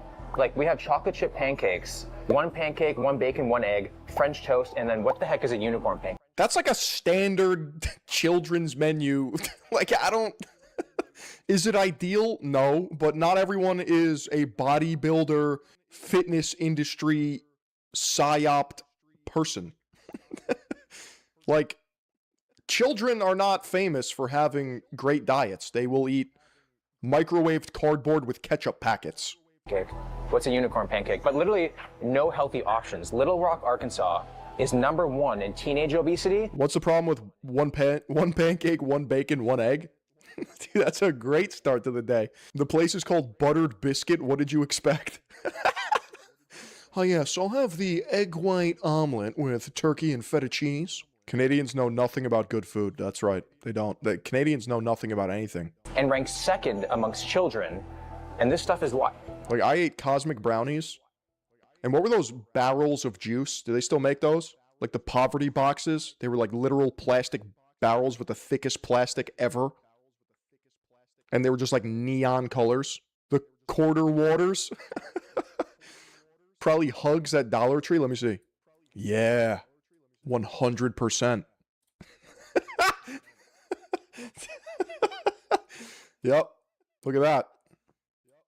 We're not the same, dude. I've had that before. They glow in the dark. There's no healthy options. The Eureka? So the Eureka comes with a side. My boys were walking around with red 40 mustaches. You get to choose from red skin potatoes, fresh fruit, fresh... Here's the thing, and it's still something I'm workshopping, playing with in my head. I don't think it matters, or maybe it really does, but when you're like a growing child, the #1 thing that matters is just like baseline nourishment. Like, are you eating enough food? Other than that, I mean, kids are pretty goddamn resilient. I think. Because they're running around, they're burning this shit off, ideally, unless they're like iPad zombies. But this hindsight of what we used to eat as children, like, I don't know, I think we all turned out fine. greens, What's the most popular? the potatoes, or Potatoes. the grits. I'll do grits. And within a matter of minutes, a crazy amount of food showed up. The air is thick with delicious danger. Let's start with the cinnamon roll. Now, this is a starter, but I feel like this is about to end my day. Like, this is a hefty looking thing. Like, this is essentially a freaking death row meal, not a breakfast appetizer. There's enough sauce in here for me to freaking have a little bath in it, looking like me on payday. It might end your day. Straight butter. Oh my God. Dude, that bite. I don't think people realize we've endured years of slavery and won wars eating absolute bullshit. Yeah, have you seen, like, what the military eats? It's not exactly gourmet. It's like dehydrated astronaut food. It was more satisfying than any hug I've ever received. I'm getting goosebumps. Like, the dopamine in my body right now is just like oozing out. Now, to think that a Cinnabon, regular cinnamon roll, is 880 calories, this has to be. PetSmart's app helps you find the perfect pet care. We also have Store, where we'll help you find your perfect match. And 1,000-calorie nuke. Like over 1,000 calories just in a starter for breakfast. All right, so the sandwich we got here is called the Eureka. That sandwich looks pretty good. Fried chicken, bacon jam, bacon, mayo, cheese, buttered biscuit bun. I mean, minus the mayo, I'd eat that. And cheese does not belong on a chicken sandwich. I said it. How can it be bad, at least in the short term? Whoa. I can already feel my blood thickening. Because I'm actually obliterating my calories and macros today, please subscribe. Please do it. The first few bites were actually amazing, but it didn't take that long for things to start. If I'm hanging out with you and you bring up calories, I'm kicking you out of my house. I don't want to hear it. Like, I don't give a fuck. Stop making your caloric needs my issue. We're hanging out. We're having a good time. I don't care about your dietary restrictions. Eat a Moglog and call it a day. It's like you invite someone out and they're just saying, oh, I can't eat that. It's like, it's fine if they don't like it. Like, they don't like a certain food, sure. But it's like, you're self-imposing this prison on yourself. Feeling a little too heavy for me. This was food I was not used to at all. And just what I need. You're bringing down the vibe, man. Out of the sandwich is a bowl of grits. It is. I'm 28 years old. It's a miracle we're even hanging out right now. I don't care about your calories. So thick. I think it's bacon fat. I'm a happy boy right now. Don't peek under the table. I love to eat, but I don't think it could be my only hobby. But it doesn't seem like there's a lot to do around here. Like, we do not see anybody out for a walk doing anything. So we're at the mall hoping to... Dude, you place me in a fucking swamp. I'll find a way to make money there. What do you mean? There's nothing to do. I see a mall. You know how many old heads would walk that shit? All of this is a skill issue. See some people, just to see what people do on their free time around here. Never mind, there's nobody here. I do smell Auntie Anne pretzels, though. That's a hard smell to miss. If you're not having play dates as an adult, you're not going to make it. It's important. This is the first mall I've been to where they don't offer you stairs. Have I heard about all the World Cup Europeans getting one shot by how good our food is? No, I haven't. I haven't heard that. But I will laugh at it. It's only escalators. So there's no even encouragement. America does everything the best. To walk. Little Rock has an obesity problem. Okay. What's the main reason, in your opinion? I ain't gonna lie, I'm gonna keep it real. It's just Southern food, like. Southern food? I think so, just Southern food for real. Like, in the South, food just like a hobby for people. You know what I'm saying? I think that Southern food and the philosophy behind it is retarded. Like, I don't understand how it's culturally acceptable to eat like a fucking morbidly obese ham planet. Like, how is that? That's really what it is. It's not even good, like, objectively speaking. It can be delicious, perhaps, but give me a nice Mediterranean dish. Give me something cooked with passion. Not deep-fried butter, fat, milk, pie on a stick. For real. Yeah. How often do you eat fast food every week? When I eat fast food, like, I kind of get like a little weird, like, gropey feeling or whatever, so I try not to eat too much fast food. How often do you eat fast food? Seafood boils look disgusting to me. Thank you. Now you're speaking my language. Bro, seafood boils are top 3 food nightmares for me, bro. Holy shit. They take, like, garbage bags, fill it with fucking Cajun seasoning, random-ass derivative moglog looking ass meat, hard-boiled eggs, and sea bugs, and they fucking shake it up, slice it open like a placenta, and let it spill on a table. And then they just go ham. What is that, dude? Food twice a day. Twice a day? Yeah. Dude, that's crazy. Yeah, I know. That's why I get this right here. How often do you eat fast food? I'm more of a, I love salads. You're an anomaly here. I love salads. Yeah. Do you feel like the government should do a better job at informing people on how to be healthy? Yeah, they could. I'm 24, so like, This guy's 24? I thought this was a 41-year-old man. In school where like Michelle Obama kind of did the little food change, so I got to kind of see both sides of it. The Michelle Obama food change. That is dark. So like, yeah, I feel like they could, but like add some healthy, cause like everybody not gonna just eat healthy. Cause the schools now, like the food now is like bad. Yeah, it's damn near the same as like jail food a little bit. Dude, when I was in college, they were serving powdered eggs. Powdered eggs. $70,000 a year tuition and powdered eggs. Help me, dude. Help me. Really? Just a tad bit. Wow. I ain't gonna overdo it, but just a tad bit. One of the main factors of Little Rock's high obesity rate is that they have the lowest number of health educators per capita in America. So I wanted to see how much the locals actually knew about basic health information with a little game of trivia. I'll give you $1 if you can answer the question correctly. $1? $1, bro. Come the fuck on. This man drives like a fucking RS Audi. He's got 5 mil subs on YouTube, and he's handing out $1. I don't want a pocket watch. I don't. But that seems disrespectful. I'd be like, you know what? I don't even want the fucking $1. Okay. How many calories are in a gram of protein? Can he help me? 12. No.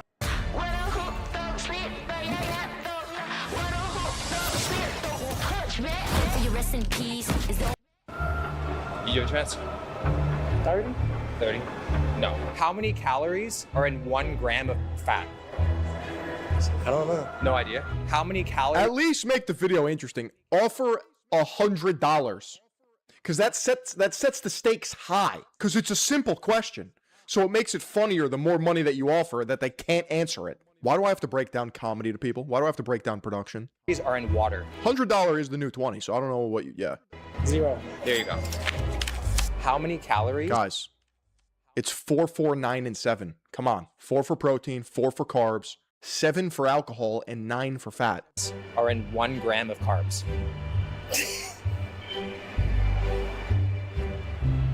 Oh, Jesus. You got it. Come on. It's between 1 and 10.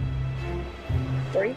Oh, no, you're so close. How many calories would you say is in an apple? Damn, I should know that. I'd say probably like, it can't be a lot, so I'd probably say like 10. No, I think you're talking about an apple crumb at that point. What is the average calorie intake for like the average person? Like what should that be? Ooh, I'd say like maybe 1,000. Yeah, like maybe like 1,200 calories. No, man. Come on. This is... No. On a scale of 1 to 10, 10 being the healthiest, where would you rank Caesar salad? You say an 8. An 8.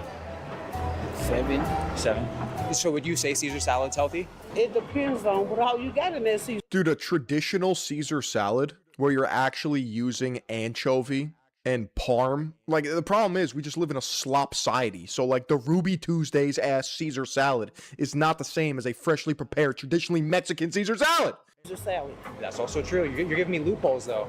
So because of that, I'm going to give you $1. Because you hustled me there.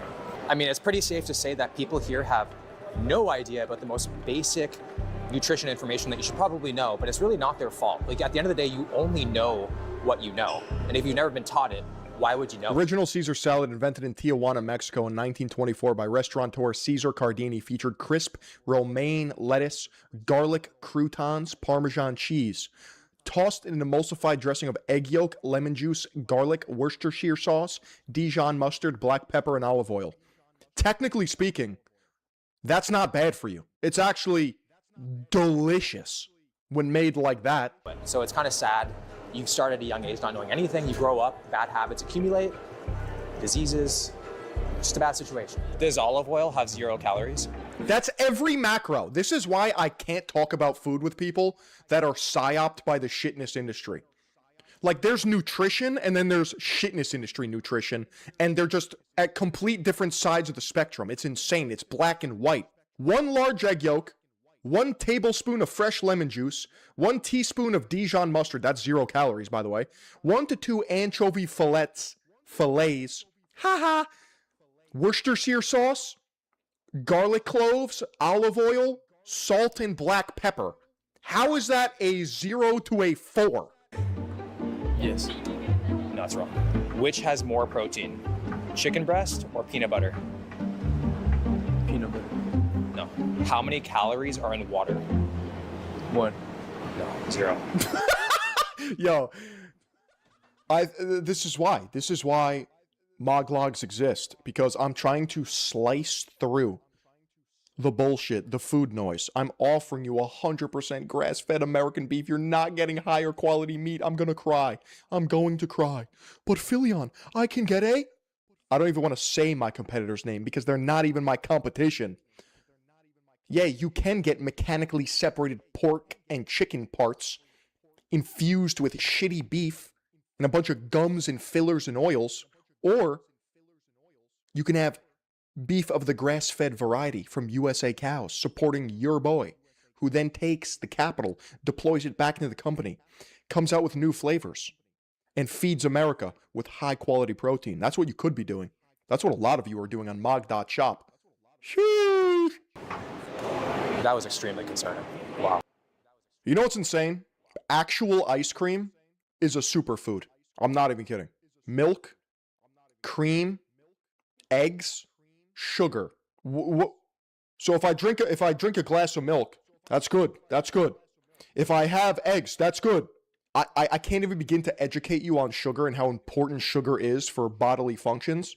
So you're gonna have to take my word on this. Sugar's good for you, okay? Or better yet, there's a new ice cream brand called Ice Cream for Bears, and they sweeten their ice cream with raw honey. So if raw honey, makes you feel better, that's where the glucose is coming from. So be it. So all these things on their own are fine. They're good for you. They're nutritious, yummy. You put them together, boom. Oh, wow, ice cream's so bad. The problem is we have lost touch with God. This is a marketing opportunity, and with Artlist, you can react to any viral event and create stunning, high-quality ads in real time. Produce engaging content for your social pages in seconds. Take your itself when it comes to nutrition. Everyone has settled for sloppy, shitty, artificial bullshit. There's ice cream that doesn't even melt. You can run ice cream when really they're indulgent frozen desserts. They take a page out of David's book because they're not 10% milk fat, which is the legality threshold for actual ice cream, and they don't melt. Look up ice cream sandwich time lapse because it's filled with carrageen, which is literally seaweed. They're blending seaweed to make it not melt, and they're filling it with a bunch of gums like xanthan and guar gum as stabilizers, when in reality, you can just make regular ice cream. Don't even get me started about putting protein powder into ice cream. It's demonic.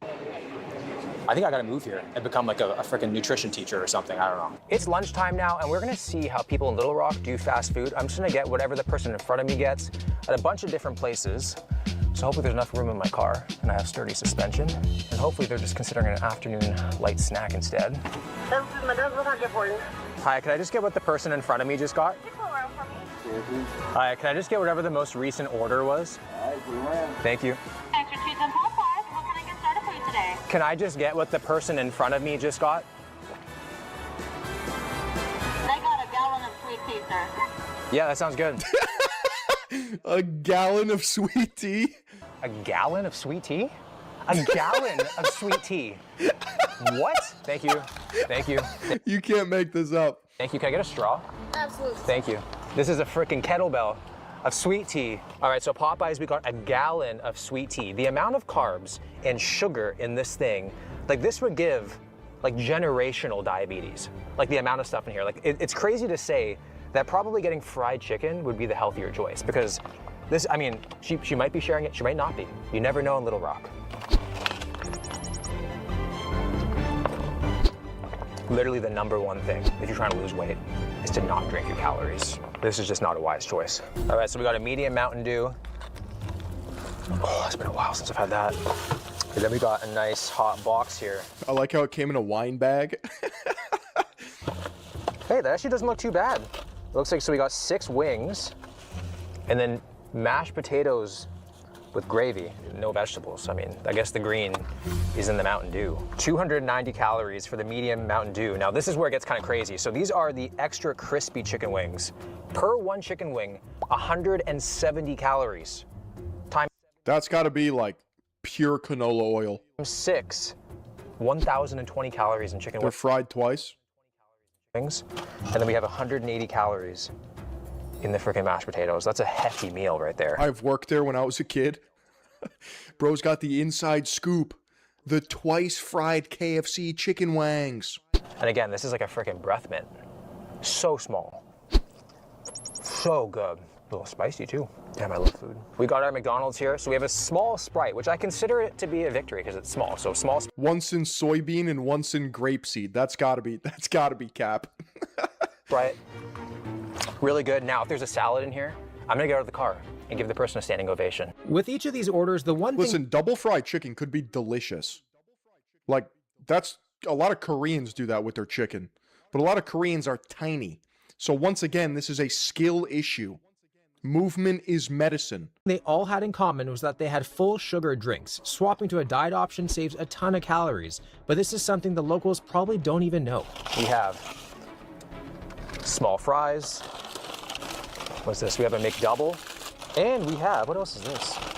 We got 4. The McDouble is actually perfect macros. 4 nuggies. A seasoned McDonald's eater always gets a little nuggets on the side. Calories for this meal, 950 calories, not including... Look at that. 22 protein, 20 fat, 33 carb, 400 calories. That's not that bad. The sauce. So we are like right around 1,000 calories. I mean, it's no moglog. 27 grams of protein, 11 grams of fat. My protein to fat ratio is nearly 2.5, and they're striking a 1.2 to 1 calories for lunch, and it's not a very filling meal. Not a lot of nutrients to it. But that's because nothing can compete with the moglog. I've been telling you this. Eat it, probably be hungry in like an hour or two. So not ideal, but I mean, very, very tasty.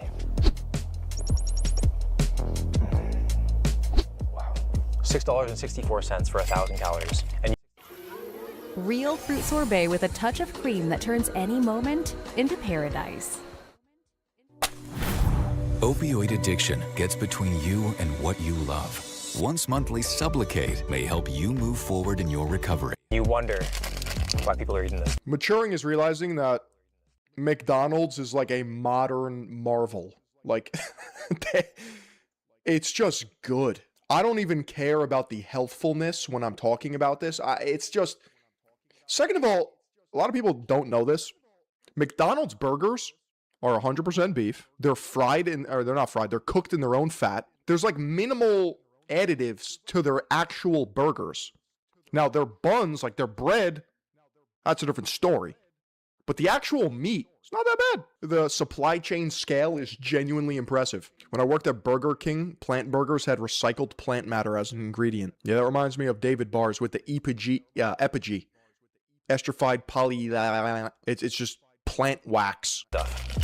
I tracked all these meals using the Macro Factor app. One of the biggest psyops of the 21st century was plant-based food. It is horrific, and it's not good for you. Easiest and quickest way to track your calories. That shit will give you literal man boobs. Not this. I'm talking the Beyond Meat and shit. You just spawn in with actual titties. The database is verified so you can trust its accuracy. If you're from Little Rock and you're watching this, I highly recommend you give this app a shot to start learning what's exactly in your food. If you want to try it out, make sure to use code WILL for a 2-week free trial. We're in the downtown core right now of Little Rock, and there's literally nobody walking. There's just cars. But other than that, it's just a ghost town. And there's just food. There's just restaurants. Nobody's walking. It's very strange to see. I don't think I've ever seen such quiet streets in a downtown area in my entire life, which is completely opposite to what we're going to experience in the world's skinniest city later in this video. We're at the gym right now, feeling lethargic, as you can probably imagine from all the food. The gym is not that busy. I think. Where do they have to walk to? It's a great question. The most popular resistance training here is probably just chewing. They just walk from one fast food restaurant to another. But every person in this gym right now is a real winner. But we're gonna try to burn off as much food as we possibly can. I got into a full body workout trying my best to do some sort of possible This gym actually looks pretty sick. Damage control, but realistically, it's doing nothing, especially with my next stop. Little Rock, Arkansas is a big buffet town, which is probably not a big surprise at all, now that I think about it. But we are at the Golden Corral, and some of the plates that the locals make are pretty crazy. Bro, see, the problem is I don't even consider this food. Like, just look at some of these. But somehow my boy Michael Calvin made his salad the worst one. Like, that salad is cursed. It's cursed. So we're gonna go inside, have our last meal, and I don't know how I'm gonna feel after this one. Right when we walked in, we were offered a fountain drink to bring to our seat. And now it was time to build our first plate. We have the salad section over here. It's literally a ghost town. Where's Michael Calvin at? I have no idea what a hush puppy is. But we're gonna do that. Oh, sweet potato casserole. To be fair, I didn't know what a hush puppy was either until I went to North Carolina. I went to what, Bojangles or Cookout? I forget which one had hush puppies. I forget which one was good and which one was not. Well, they were both good, to be fair. Marshmallows on top. The ratio of unhealthy to healthy options was to be expected, but the crazy thing is, the dessert section was actually the biggest section. We got plate one right here. I got. See, my idea of like indulgent fast food, my little fat fuck tendency is Chick-fil-A. You can't, like, Chick-fil-A mogs, bro. Spaghetti beside casserole beside, I don't even know what it is. $16, all you can eat. Second of all, In-N-Out, fundamentally delicious. If you don't like In-N-Out, I can't trust you. Which is just financially ideal until the medical bills kick in. Here we go. It's good. Time for plate two. The pizza looks like pretty fire. It looks like Pizza Hut vibes. Nice and crispy. Got some Mexican rice. I'm gonna put the Mexican rice on top of the pizza. Dude. That's what confidence looks like. Mexican rice and I'm not even gonna call that pizza. That's a flatbread. And it's dangerous. And lastly, dessert. At this point, I didn't really need it, but it's here, and that's the point of a buffet. I was only taking little pieces of each thing, which made me feel like I was in control. But a bunch of little pieces definitely adds up. At this point, I'm not hungry. I don't think anyone else in here is hungry, but we're just trying to make our money's worth. Brownie. Whoa, that's decadent. And then this thing, I don't know what it is. As an adult, you'll never catch me at the buffet. It's just not gonna happen. I won't be there. Very heavy. I remember I went to a buffet once, probably about 7 years ago, and I became delirious after about 45 minutes of eating. Like, I felt drunk. I think that was because of all the different combinations and salt. Just perpetual bloat. Pecan pie. Wow, this tastes like signature. It's a nice spiced nut on the top. Feeling dizzy. I haven't been dizzy from food. I have hit rock bottom in Little Rock. I cannot eat anymore. Let's go to the world's skinniest city. We have spawned in Tokyo, Japan, where the obesity rate is just over 4%. 10 times less than Little Rock. Everything that they do in Little Rock, like, you will be shunned. We are quite literally in a different weight class. So I'm very interested to see how much different life is here. Let's go find out. It's 6 a.m. and I'm about to do some radio teso, which is a Japanese. One killing to answer for. Half a kindness still owed. When the kindness is spent. Morning exercise routine that's been around for nearly 100 years. Japan just gets it right, man. They just understand the mission. So every single day we've been here, this park has been high trust ass society, man. Absolutely packed with the cutest old ladies and old men just aura farming. So I'm just gonna go and see if I can join them. They're starting their day with movement. which is key. This still isn't the skinniest place, maybe the healthiest skinny place, but not the skinniest. To lower obesity rates and longevity. Oh, I'm cracking everywhere. Even though this is obviously not exercise that I'm used to or find remotely challenging, it still felt incredible. What felt even better was doing it outside. Dude, I am becoming such an unk, but let me tell you, a dynamic warm-up is probably the most important thing you could do for your body. I'm talking jogging forward and back. I'm talking karaoke. I'm talking skipping. I'm talking skipping backwards. I'm talking walking on your tippy toes, then on your heels. I'm talking leg kick through swings, knee circles, booty band walks. You got to be getting dynamic with it. You got to be getting that blood pumping, flowing. You need to be fascia pilled. With a bunch of people. Music's low-key banging. A lot of people, once they reach a certain age, give up on themselves and stop moving. So it was nice to see that in Japan, no matter the age, they get movement. That was so great. I still can't believe the fat fucks self-reporting in my comment section don't believe I can run a 6:30 mile without training, for a mile specifically. There are people that watch my videos that think I do not work out or exercise. They have no idea your boy has been in the game for 10 years, cranking their maxes for reps and sets. They cannot, they're like, no, Philion, you're not that cracked. You're not that guy, pal. Dude, you're not a 6'4" Giga Chad founder. But I am. I know you have never seen me leave the Herman Miller chair, but trust me, there will become a day where you will see the aura in the flesh. Now, I pulled up my Strava in my other reaction video to Mike Israel's video. I don't want to do it again, but Strava or it didn't happen. It's on my Strava. I don't know what to tell you. It's a 6:30 mile. It's kosher. It's up to par. It's standard. I feel like loose. I feel balanced. If you want to see my vlogs, go to Phil Rusnak. I'm Philion. There's another guy named Phil Rusnak who looks just like me. There you will see my videos. Emotionally and physically. I feel like at one point we did. I did take the mile thing personally. I gotta show the Strava because it's really pissing me the fuck off. Because like I don't read comments because I'm not a loser. But if I happen to glance at them and they're factually wrong and they're trying to fraud check me, it drives me up a wall. Like it festers. Okay? So I was out dinner and I dropped my fork, my chopsticks rather, because I was having sushi. And I was like, these motherfuckers think I can't run a 6:30 mile. I did it. I have it as proof. They're so stupid. They make me feel like I'm insane. All right, my rant is over. Let me just show you this fucking mile again. All right? I took this personally. So if I'm insane. So if you want to see some crazy physical feats, because 6:30 miles, nothing, just keep doubting me, and I will make it a goal, and I will do it out of spite, because I run off of spite. So here you go. There's the 6:30 mile, okay? You can mog my logs now. You can mog my fucking logs. Boom. There you go. 1 mile. 6:33. Look. That's not Photoshop. It's the equivalent of like a 185 bench. Are you enjoying this crash out? Good. Chicken dance. It was a good time. It was a good vibe. I feel good. I feel yummy, man. I feel ready to start the day. When you start with movement, it's just that you start this high, and so hopefully it just keeps on going. It's gonna be a good day. The next stop was to get my morning caffeine fix that was a little more green than what I'm used to. Hopefully this is not an indication of portion sizes for the day, because I feel like I need a refill before even tasting it.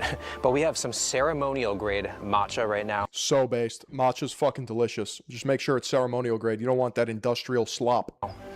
And this is pretty much the coffee Common matcha W of Japan. Yeah, I think the plus size park hoppers have been invading my comment section and fucking. What I've realized, and maybe I'll make a separate video on this just to air it out.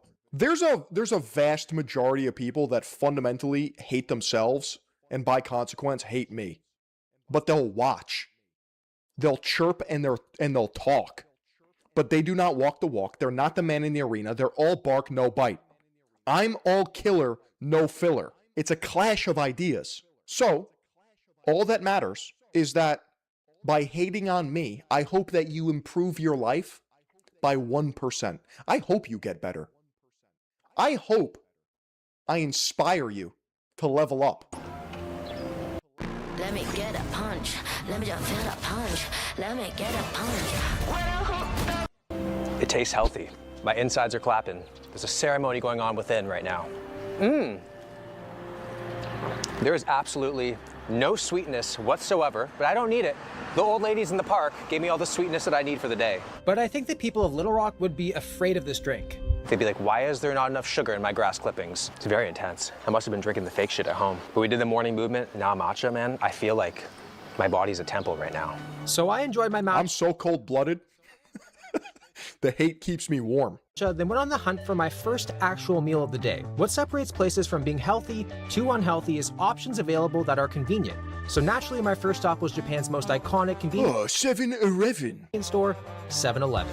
7-Elevens in America are pretty sketchy. They're like the white panel van of convenience stores. But in Japan, they're actually a food destination. So this is gonna be the first stop. This is the first time I've walked into a 7-Eleven and actually stayed hungry. This salad chicken looks like this is ready for a bodybuilder 1 week out from competition. That looks scary clean. I think the most processed thing about it is actually just the packaging. That's all well and good, but it's not a moglog. I mean, you can get meat in a convenient snack stick right here, link down below while supplies last.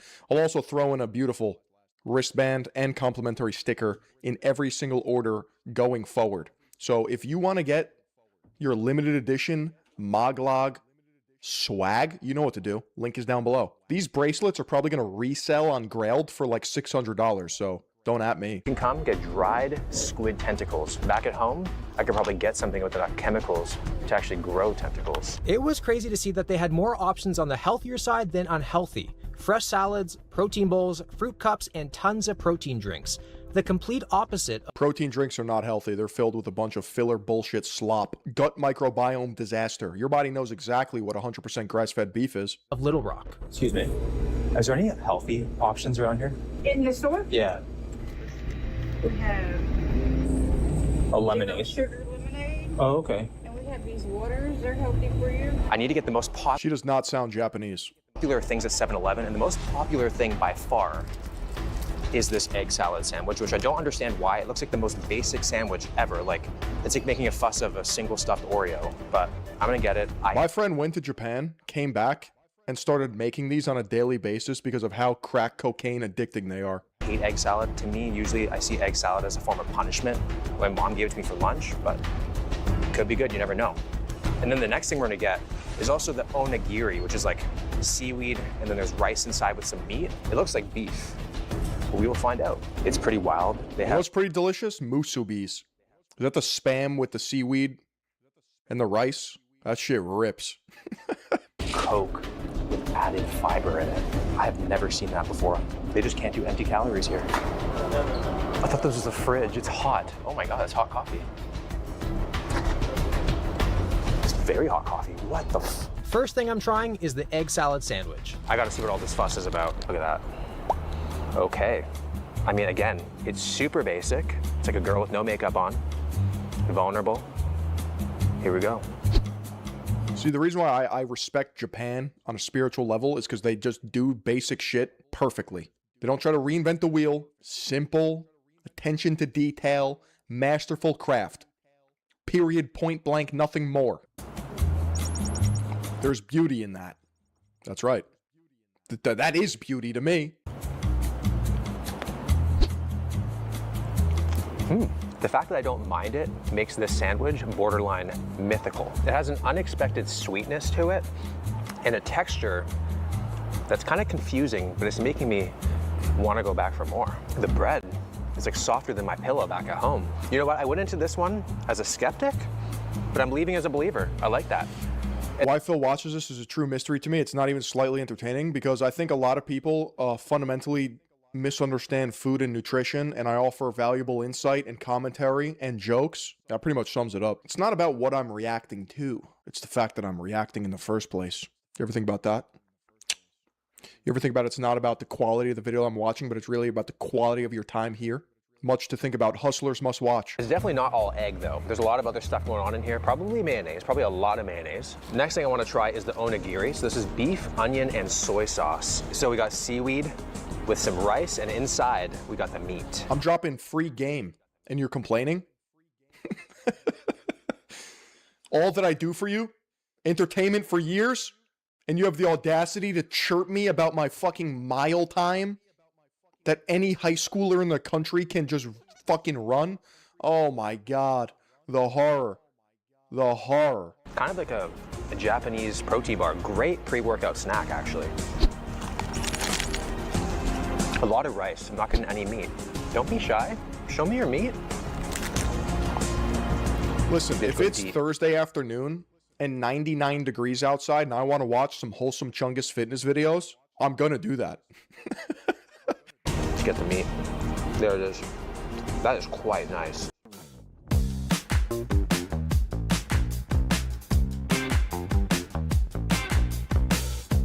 That was only 224 calories. Apparently, 7-Eleven is... You guys are making me seem absolutely senile. No way that's the average high schooler's mile time, at least in America.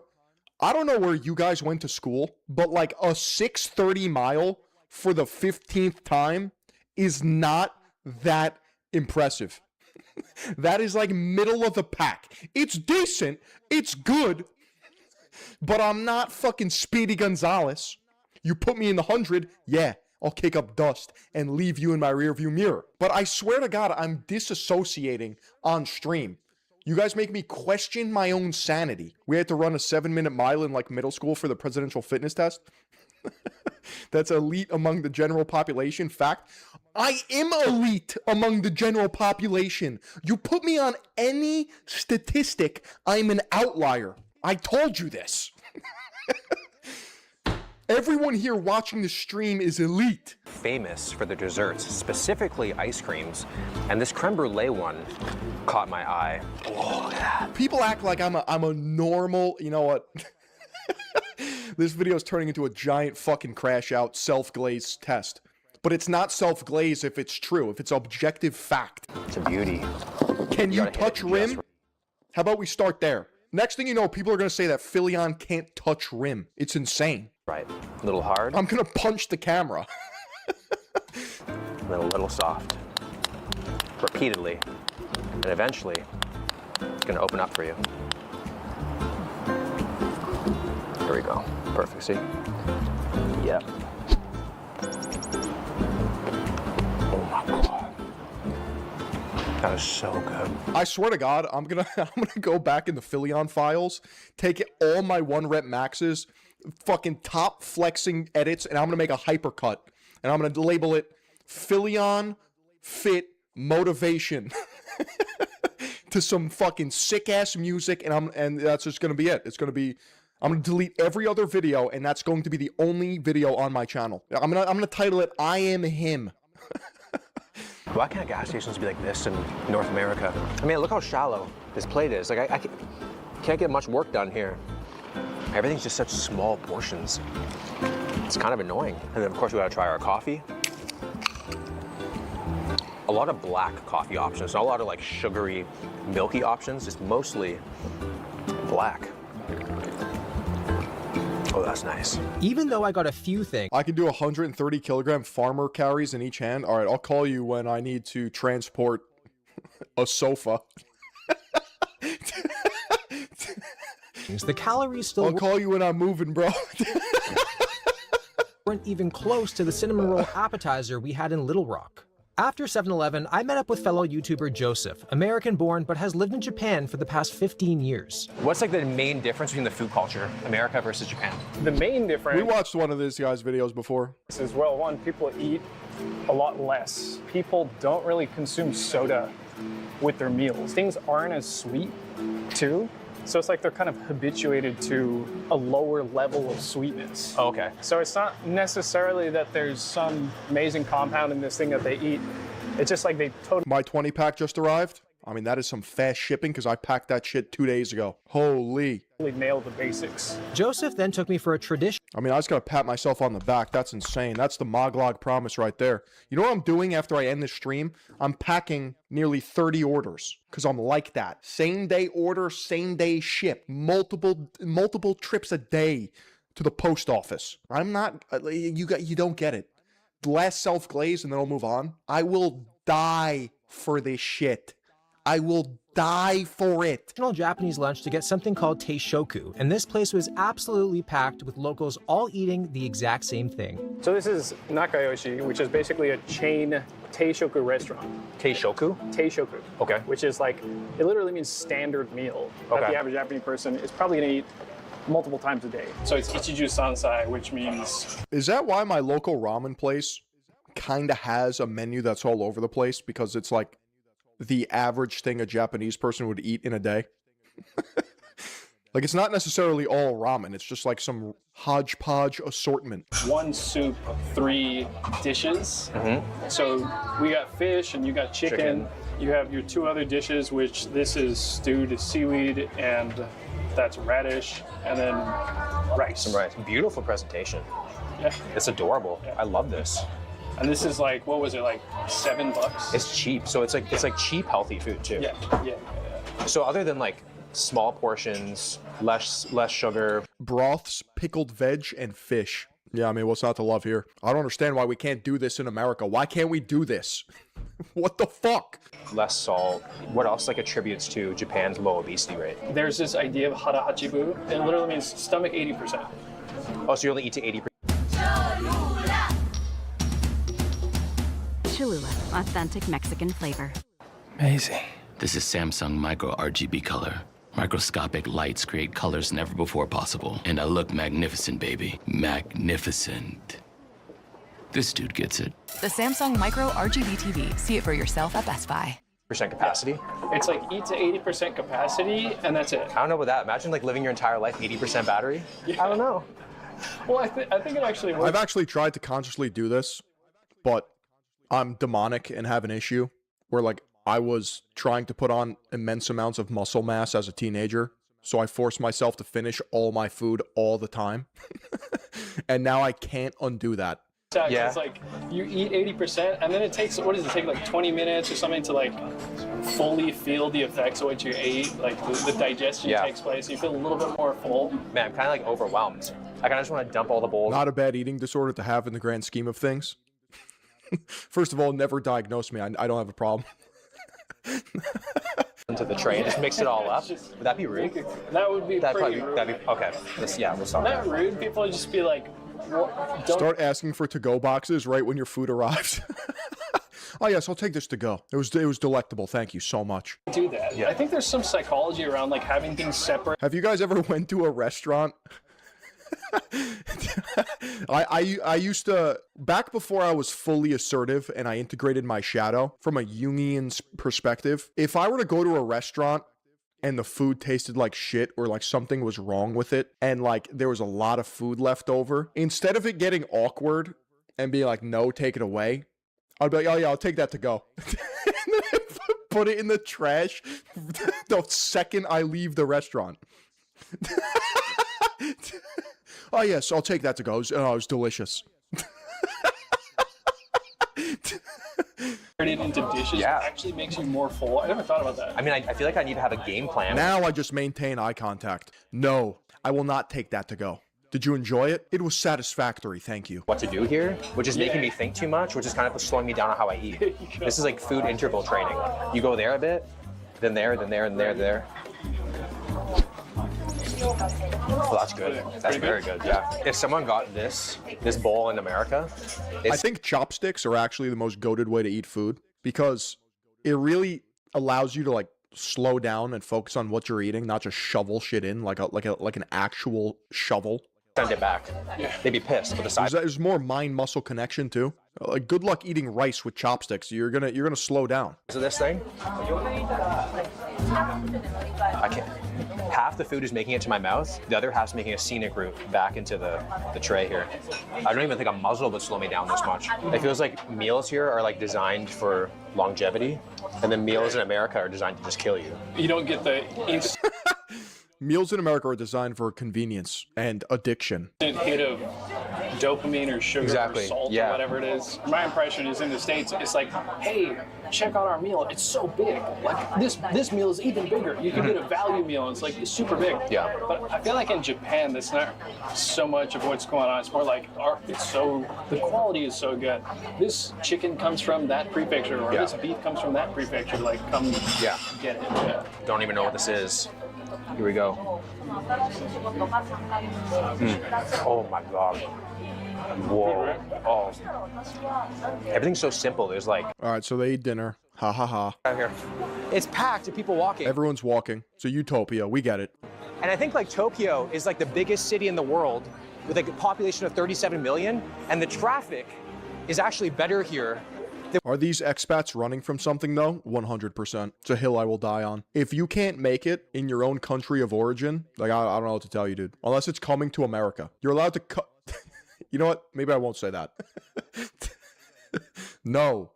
Stay away. We're full. But there's a lot of guys that like to find themselves in Thailand. Lady boy, big dick, lady boy. No girl, lady boy. Where I live back at home, and it's like a fourth of the size. That's pretty insane. Look how empty this road is right now.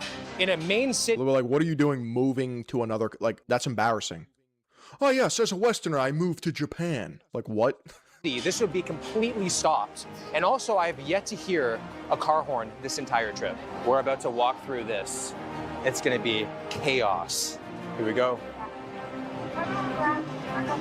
What if they just love the culture? Come on, dude. The culture? You mean the Japanese girls? If it was shorter, I'd be claustrophobic right now. Pretty incredible to see how many people are out walking wherever they need to get to. Even public transportation. I take a Freudian perspective on this. Everything is sex and aggression, and mainly sex. If you're moving to another country, you're an incel.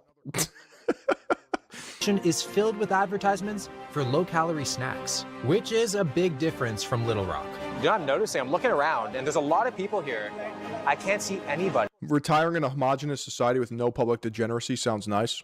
Well, people will tell you that you will always be a second-class citizen in Japan if you're not natively Japanese. So if you're okay with that, by all means. Me, I'm top daddy Dom. I will never be in a submissive position. That's like fat or overweight.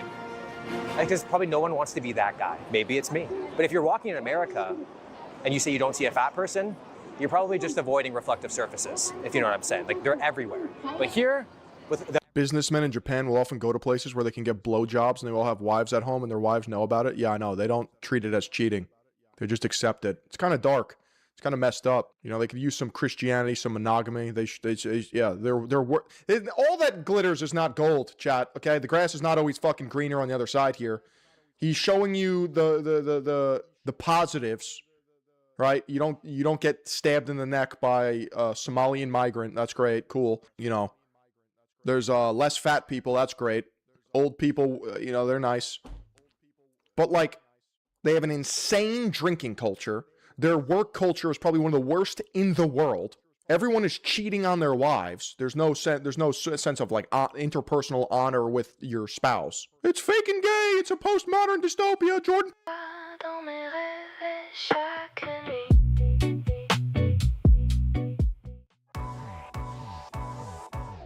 Today, we're making the GPT 5.6 series of models. Peterson said it best. The self-deletion rates are insane. Okay? The amount of people around, nobody. Because the walking culture is so big, vending machines are everywhere. And these are not your average vending machines you see in North America. It's really hard to find vending machines with actual stuff in it with calories. Like, look at this. Here we have... As Paulie Walnuts once said, oh, never forget Pearl Harbor. BCAAs. Then we have a conditioning drink. Then you have matcha. Pocari Sweat. This right here, this is apparently one of the best hydration drinks in the world. I've never had it, but apparently it's delicious. It's like their version of Gatorade. And C boosters. Then you have like, look at this, like more vitamin C, a lot of black coffee. We have electrolyte drinks. It's basically like a supplement shop on the street. And the fact that it's on the street, a lot of people are having... You must have a Pocari sweater. Because these are like the same ones that we see everywhere. Usually, like in America, you have like vending machines with chips, chocolate, If you want to be healthy, there's like that one granola bar. So this is very different. We're in this random store right now, and they have protein shake vending machines, which you get 10.6 grams of protein for 100 yen, which comes up to 87 cents. 87 cents for nearly 11 grams of protein, and you're telling me... Doesn't that like, isn't that alarm bells? It's too cheap, man. I don't want slop powder protein from a vending machine, okay? Not all protein is the same. It's just not. That's why my choice is always going to be the Moglog. The link is down below. 100% grass-fed American beef. 27 grams of protein. Insane. Mr. Olympia is not Japanese. I don't think the Japanese know how good they have it and how much more jacked they should be. So I definitely... It's old businessman come from the waifu milking bars. Gotta hack these. Whoa. These are just like... Ban that guy? Yeah, that guy's out of here. Oh my God, it's warm. It's warm protein. So there we go. I got some warm protein for you right here. Oh, sorry. I just jizzed in a cup. 58 calories, 10.6 grams of protein. Dude, he's drinking cum. That is cum. For 87 cents. You're hungry, you just pop in here, grab that and keep on walking. You know they got used panty vending machines as well? I'm going to Japan. I'm going to Japan now. So nice. It's like it's kind of like yogurt. It's like warm yogurt. Ew. As I was enjoying the protein shakes, I started to wonder if the locals thought it was easy to stay healthy. You guys don't know how lucky you guys have it here. Yeah. With this. Yeah. So is it easy to stay a lot leaner in Japan? Yeah, I think like there's like a lot of food that doesn't have so much like fat in it. In school, they have like a really strict diet that they adhere to. Oh, and really? They have like nutritional experts, I think, that like design the meals for the kids. Okay. So, like growing up, they get like kind of told what is good and what isn't good to eat. Do you guys follow a diet? Yes, I did. No. You do? What's your diet? Fucking boba, bro. Bubble tea and Hello Kitty. Just walking. Do you say walking is what keeps you thin? Yes. Yes. Do you guys track steps? Nampo. Okay, you're at 3,000 steps. Yeah. Okay. 5,000 steps? How many steps do you think you walk per day? Not much. You're at 2,000. You're almost at 3,000. I just started okay. the day. You just started the day. Okay. How many would you get on a typical day? Maybe 8. How many steps a day would you walk? Like 18,000. 18,000. Yeah. Yesterday in here. But wow. in America maybe like not that much because I drive. What I understand is like after the war, they had this choice. Did you guys know that the arbitrary step count is from a pedometer that was sold in like the late 90s, early 2000s? I'm pretty sure it was a Japanese step counter product. You need a 10,000 steps, sir. And then like that just stuck. Of rebuilding the country, they kind of took a risk or investment into the rail companies, and they built those out first and then kind of implemented the roads. So now it's really easy to get around, especially Tokyo, with public transit, and that's why I don't have a car. Would a fatter person like now everyone counts their steps? I know. All you need to do is touch grass.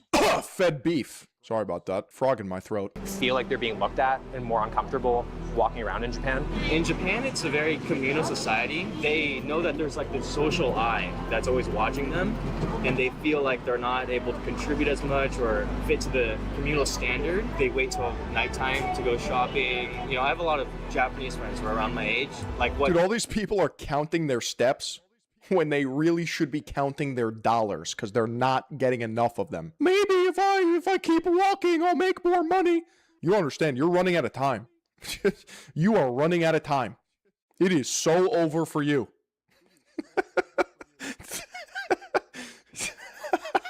They're attracted to, as far as a woman or a partner, they definitely prefer like slimmer. What my friends in the States would say is normal is fat in Japan. Japan has a very low obesity rate. Yeah. So what do you think is like the main factor for that? I think they don't mess with the food too much. Calories in versus calories out. That's it. GG. Next video. Not too fatty. I think it's mostly like healthy food. Japanese people eat less calories and burn more calories. I fixed it. But it's filling. We had a meal together. It's the unagi meal. It was like just the eel and the rice. I looked at it and I was like, oh, it's very small. But I didn't even finish it. It was really filling. Yeah. Okay. I think they prioritize more seasonal food. If you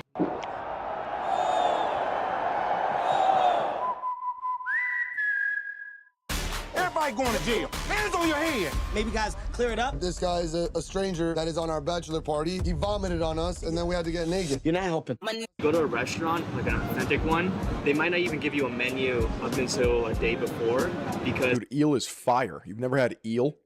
It's the bacon of the sea. It depends on what they can get fresh at the I'll slurp it down. market. And the States, you know, you can just look online. It's pretty much the same menu year round. So I like how... Dude, you put any raw fish in front of me, I am eating it. The Japanese are much more in tune with what's seasonal. You know, they're the experts. It's their restaurant. They're usually in it for passion rather than money because restaurants don't really make that much. If they're putting something on the table, they put a lot of care and thought into it. In the States, people often say that they don't have the budget to eat healthy. I think that's kind of true. It is much easier, and also the advertising is much more catered to like fast food. But here, it's really easy to eat clean and efficiently. So it's just very easy to get a convenient, healthy option when you're on the go, whereas in America, a convenient options. Why do people say that smoking keeps you lean? Like ripping cigarettes equals skinny? Is it the nicotine? Is it like the micro buzz that you get? What the fuck is the correlation? Because it makes you not be hungry. So they say the same thing about coffee and caffeine, right? It's a hunger suppressant. Usually pretty unhealthy. I would think so, yeah. I am out front. So it's a natty GLP-1 is what you're telling me? The most famous fast food burgers. I would respect you more if somebody told me that they chain smoke cigarettes instead of taking Ozempic. In Japan called Moss Burger. As you can see, I'm avoiding chopsticks at all costs. So this is opened by a man named Satoshi Sakurada. This is like Japanese people have the sickest names of all time. So we're gonna go inside and see how Japan does fast food. You know what else is an appetite suppressant? A Moglog. You eat one of these, I mean, this can hold you over. Some people have two though. That's crazy. I mean, you can have 2 or 3. I think the record is someone in Third Eye Global ate 6 in one day. That's a lot of protein. That's a lot of Moglog. I'm not gonna lie. I just encourage you to drink a lot of water to offset the sodium intake. That would be my only. This is not financial advice. Don't do that. I'm just saying it has been done, but I don't recommend it. Apparently, Japan has a very because then you have to order more, which is fine. Strict advertising law where the pictures of the food actually have to match. Yeah, that's Dolphin. Dolphin is the #1 ranked Moglog eater. What the food looks like, which explains why Grindr is not Japanese. But I ordered the Moss Signature Burger, and it does look a lot like it. What is that, dude? Did on the screen, which is pretty crazy. It's like a tomato onion jam. Easy. I mean, being Japanese, I wasn't expecting big, but I am expecting it to deliver. This is less than 400 calories, and then we look at our most popular burger in America, the Big Mac, which is over 500 calories. So again, a lot. Yeah, but you're comparing like a triple-decker versus that's not even a comparison you can make in good faith. This has a whole other bun, bro. A lot smaller here. The chances of this not getting on my shirt. If anything, this is more calorically dense because it's smaller versus the Chad Big Mac. Is very low. Here we go. Japan always fucks up burgers. Nobody does burgers like USA. So true. The patty is like almost sausage-like. This looks like cartoon food, bro. I'm not eating that shit. It's a meat sauce on top. It has a little bit of a spice to it.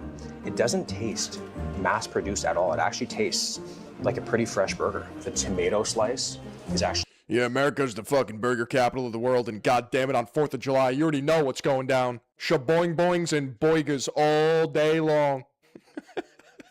Really thicker than the... How do you guys get this content for free? I'm just saying, that's insane. I'm doing this out of the goodwill of my heart for you, the masses, the people. One day I will die and perish. But as of right now, you gotta ride the tiger. Which is interesting, slightly triggering, but I feel like also that's a little bit more healthy. Look how small. That's like the default size. Why does this guy look like he's healthy and dying at the same time? Because health is a total spectrum, not just muscle mass. I don't think people understand this, right? It's 1, physical beauty. 2, being lean but not too lean. Number 3, muscle mass. Number 4, sunlight. Do you have a nice tan, a glow, a glisten? Are your teeth vibrant? Are your vitals in check? Do you dress well? It's all about the looks maxing protocols. How small that is. Not as salty. Yo, shout out Dylan for the 5-pack. That's insane. That's what I'm used to, not even close. It's like when people call bodybuilders fit. Yeah, it's redundant. Holy frame mog, bro. You didn't tell me I was this large. Oh my god.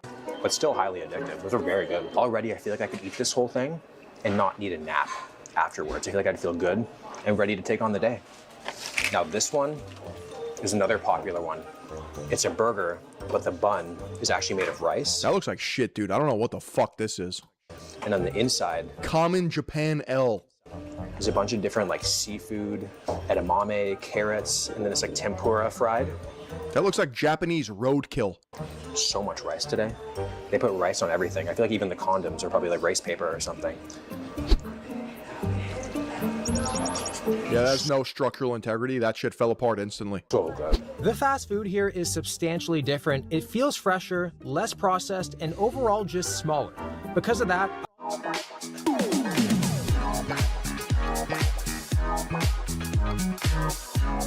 I left feeling fine and actually still kind of hungry. We are now walking around in the fish market. Yo, what's good? We're back with another one. It's showtime.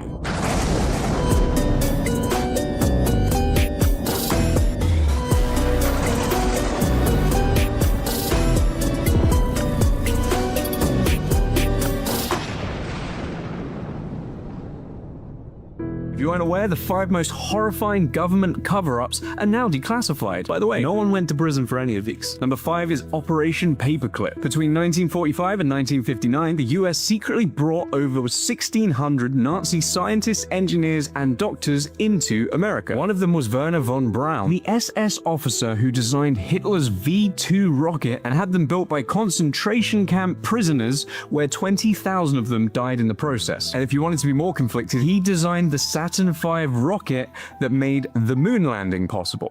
Never happened, bro. Number 4 is Operation Northwoods. General Lyman Lemnitzer handed the Defense Secretary a signed Pentagon memo. It proposed that the CIA commit terrorist attacks on American cities, say that Cuba did it, so that they can then invade Cuba. It proposed bombing Miami and Washington, shooting down a US Air Force plane over Cuba. JFK looked at this proposal, thought about it for 3 days, and then said, nah, but you know what? You should go run NATO. Makes you wonder what else they've got away with. A lot, bro. Number 3, the Guatemala syphilis experiments. Between 1946 and 1948, the ironically named U.S. Public Health Service sent a doctor named John Cutler to Guatemala to deliberately infect 1,308 people with syphilis, gonorrhea, and chancroid without their consent. But it gets worse. And even children, the youngest recorded subject was 10 years old. While out of the 1,300, only 700 people were given any treatment at all. The other 600 would just for bants. Number 2 is the annoying orange. Sorry, Agent Orange. So during the Vietnam War, the US military sprayed over 20 million gallons of a dioxin-laced herbicide called Agent Orange. The main manufacturer was a company named Monsanto. Monsanto's own scientists knew that dioxin caused cancer, and its company leaders were actively hiding that information so they could protect their nice, juicy government contracts. There really is some sick fucks behind the wheel. Yeah, bro. We've barely scratched the surface.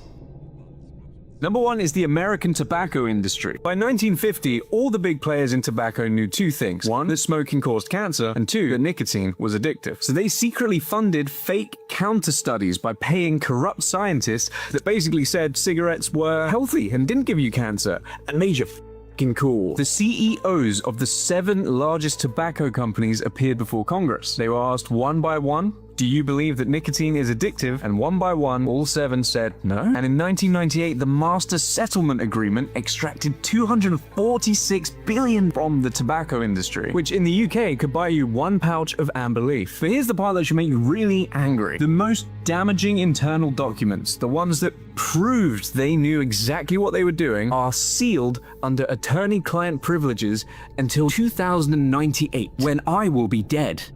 That's crazy. We shouldn't be allowed to do that. You left out MK Ultra, bro. The CIA created Charles Manson, and they used him to change the culture. Manson had been in and out of prison for more than half of his life. He was so institutionalized that he once begged to stay in prison. Then in 1967, the Summer of Love, a 32-year-old Manson found himself in Haight-Ashbury, the epicenter of the hippie movement and ground zero for an MKUltra project headed up by Jolly West, a psychiatrist that specialized in mind control and hypnosis. He also once killed an elephant by shooting it with a dart full of LSD, with the equivalent of 3,000 strong human doses. So of course Jolly was recruited by the CIA to build a fake hippie crash pad to observe and experiment on hippies. They were sourcing their human lab rats from the Haight-Ashbury Free Clinic, somewhere that Charles Manson would frequent. It's believed that he was one of the subjects of experiments centered around LSD-based control, sleep deprivation, and psychological torture. Then Charles Manson spent the next 2 years amassing a cult following using these exact tactics. We gotta do the MKUltra deep dive, bro. We could do a whole episode on Charles Manson. Energizer Ultimate Child Shield is the world's only coin lithium battery that prevents burning if swallowed.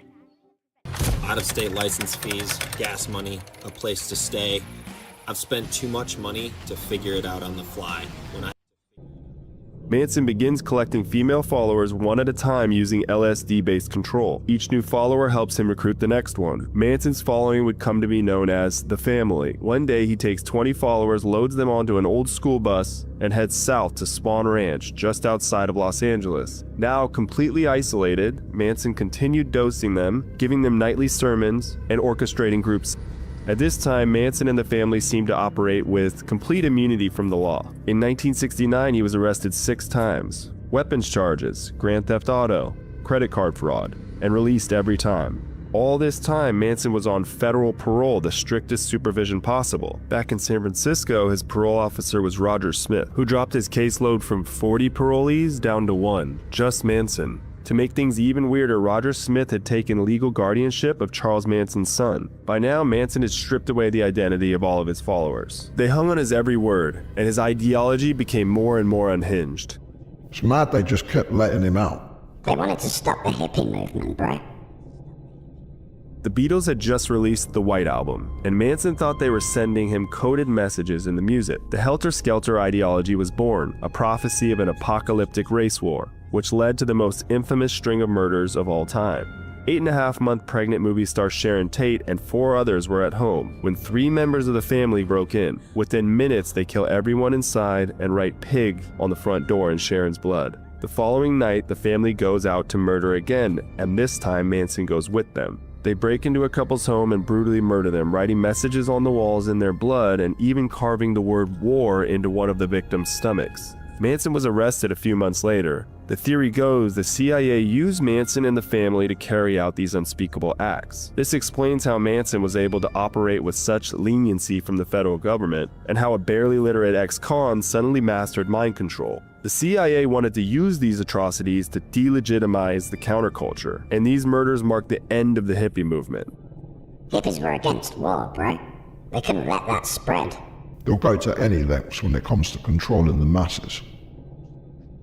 Did you know that it is possible that we are living in the year 1728 instead of 2025? Now, this is a very interesting theory called the phantom time hypothesis, where it suggests that 300 years of history never actually took place. In the 1990s, a German historian named Herbert Illig came up with this theory, suggesting that the Roman Emperor Otto III and Pope Sylvester II altered the calendar to be the year 1000, purely because it sounded more significant. This would be like a coffee shop opening up last year and changing its sign to say, serving coffee since 1967 versus serving coffee since yesterday. It just sounds better. Anyways, let's look at the evidence. Up until the year 614, the Roman Empire was still around, and we have tons of records of war, leaders, daily life. They built major cities, aqueducts, and advanced technology, like inventing concrete, road networks, even paper. And then, after the year 911, we have lots of books and documents around medieval Europe. People were inventing mechanical clocks, windmills, better farming tools. But between those years, there's almost nothing. No big advancements, no major discoveries, virtually no change in population, very few written records. This is why this time is often referred to as the Dark Ages, because we literally don't know too much of what actually took place. So did just nothing happen for 300 years? Well, let's look at architecture. In the 600s, the Byzantine architecture was very popular. It had these big domed roofs, golden mosaics, and highly decorated interiors. years. Now, if you look at the Romanesque architecture, which was popular in the 900s, they have a relatively similar build. Large fortress-like buildings with thick walls and stone carvings. If 300 years did pass by, wouldn't we see a bigger difference in architecture, suggesting that buildings like these were actually built closer together and not 300 years apart?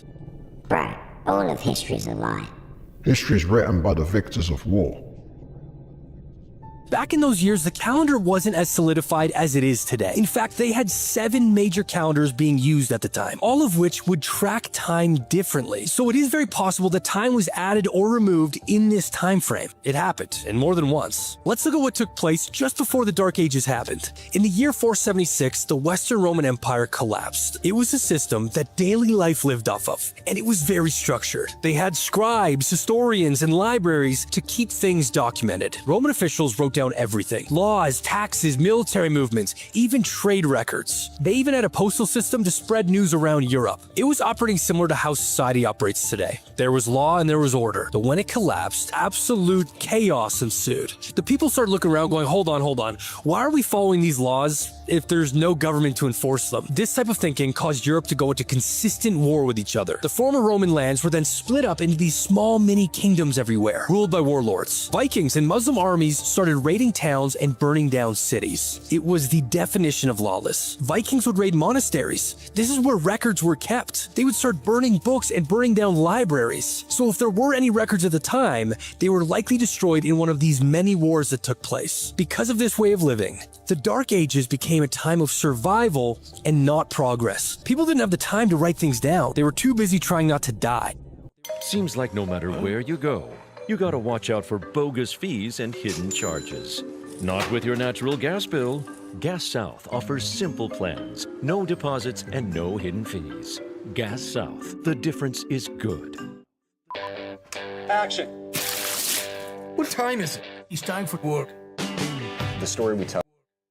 We'll never know our true history, bro. It's because there's always two sides. But only one makes it into the textbooks.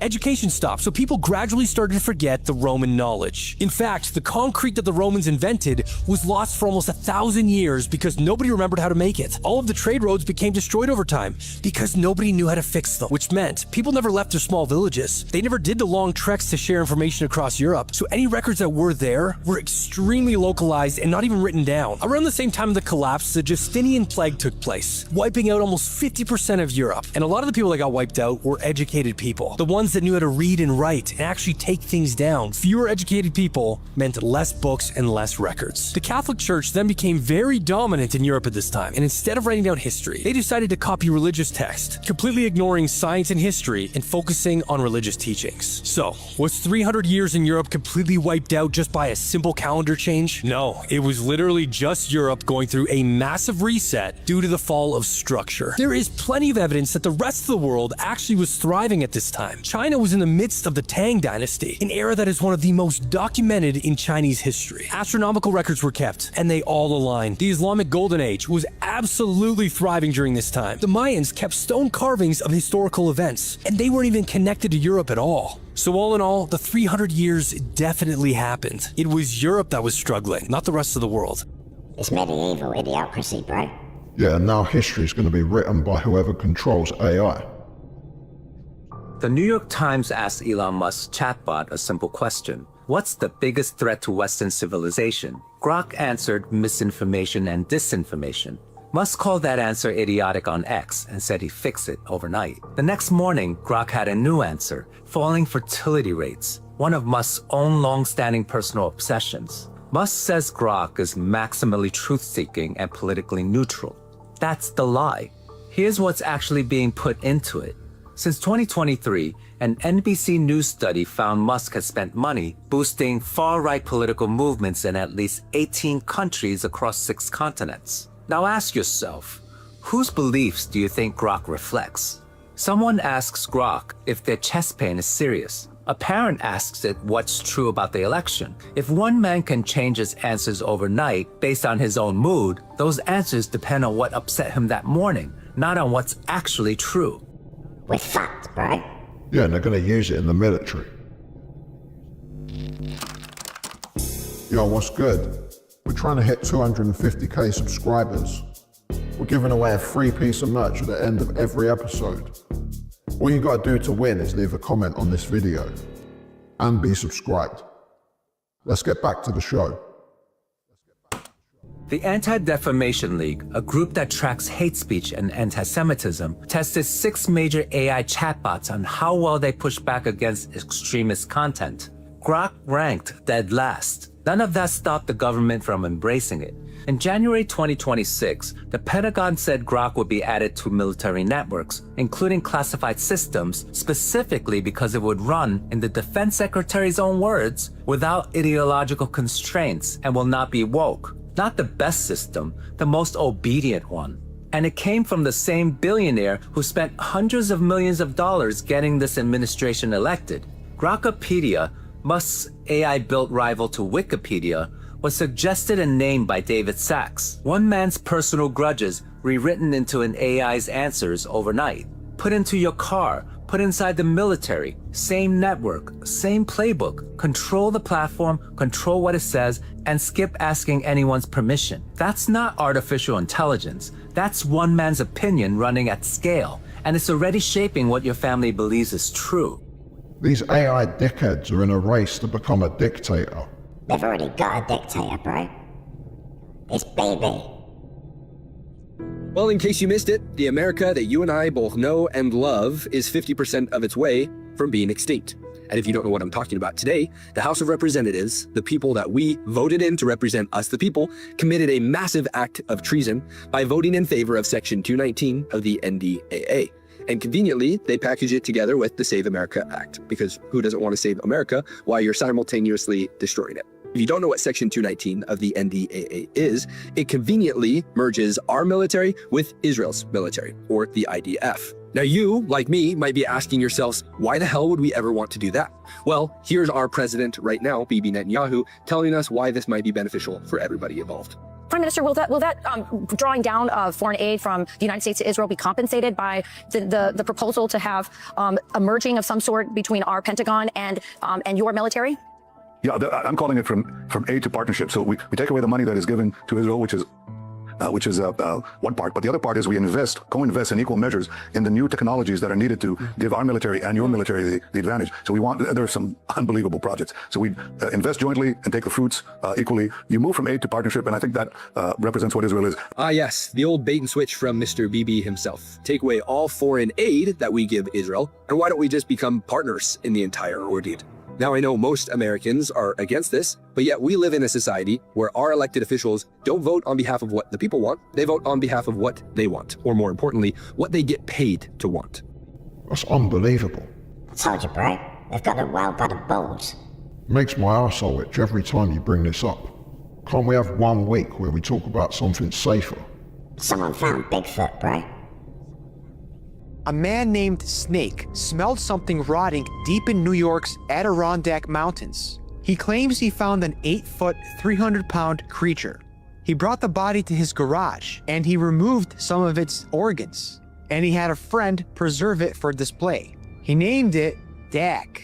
Fearing the body would be seized and the discovery buried, Snake revealed Dak publicly at the 2025 New York State Fair, where more than 60,000 people saw it.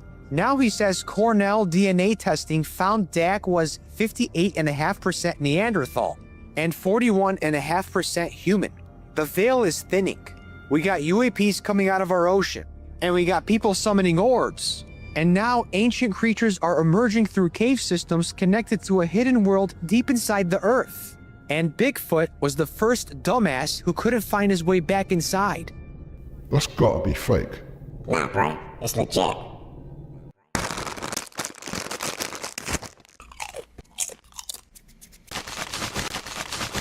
You just can't beat a crunch like that.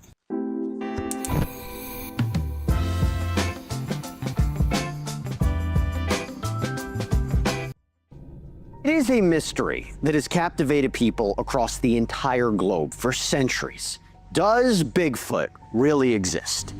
Well, now there is a man called Snake the Bigfoot Hunter who claims he has found actual Bigfoot remains He has this 8-foot, 300-pound body in his possession. He's even nicknamed it Dak. Snake says he found the remains in the Adirondack Mountains in 2024, even put them on display at last year's Great New York State Fair. But here's the wild part. Snake claims he sent the specimen for DNA testing, that the results showed the body has 58.5% Neanderthal DNA and 41.5% human DNA. Snake says that those tests from Cornell's veterinary DNA lab prove that this creature is a Neanderthal-human hybrid. Now, the Adirondack Mountains have been known to be a hotspot for Bigfoot or Sasquatch sightings, but there are a lot of skeptics out there questioning Snake's discoveries. I'm not surprised. He's called Snake the Bigfoot Hunter. Come on, bro. They did a DNA test. How did you find these remains, and what made you think initially this could be Bigfoot's remains? Well, you know, I found it west of Old Forge Central Adirondack Park, and the reason I found it was just being in the right area where I could smell it, because this body was decaying, and I just followed my nose deeper and deeper and deeper until, bam, there's this 8-foot-long, 300-pound specimen in front of me, and this thing was sitting in a poison ivy patch and just was absolutely disgusting. And based on what we figured out, this was dead probably about 2 days when I had found this specimen, okay? And what was interesting is next to this body were some larger footprints. And after speaking to a couple other experts, we determined that one of the causes of this specimen's death was probably from getting bludgeoned to death by a larger Bigfoot. So two. Yeah, absolutely. And this could have been over territory or mating.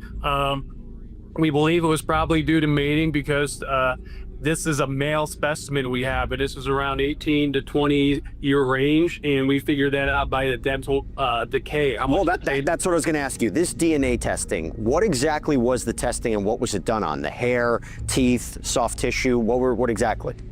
Yeah, we had blood, hair, and fecal matter, and we just submitted it all and got that done through a friend of mine who worked at the Cornell Veterinarian BioDNA lab, and the results came back.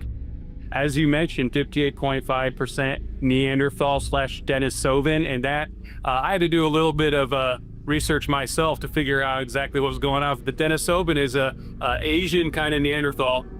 It's mixed with 41.5% human. One of his friends did the tests. Come on, bro. It's Cornell.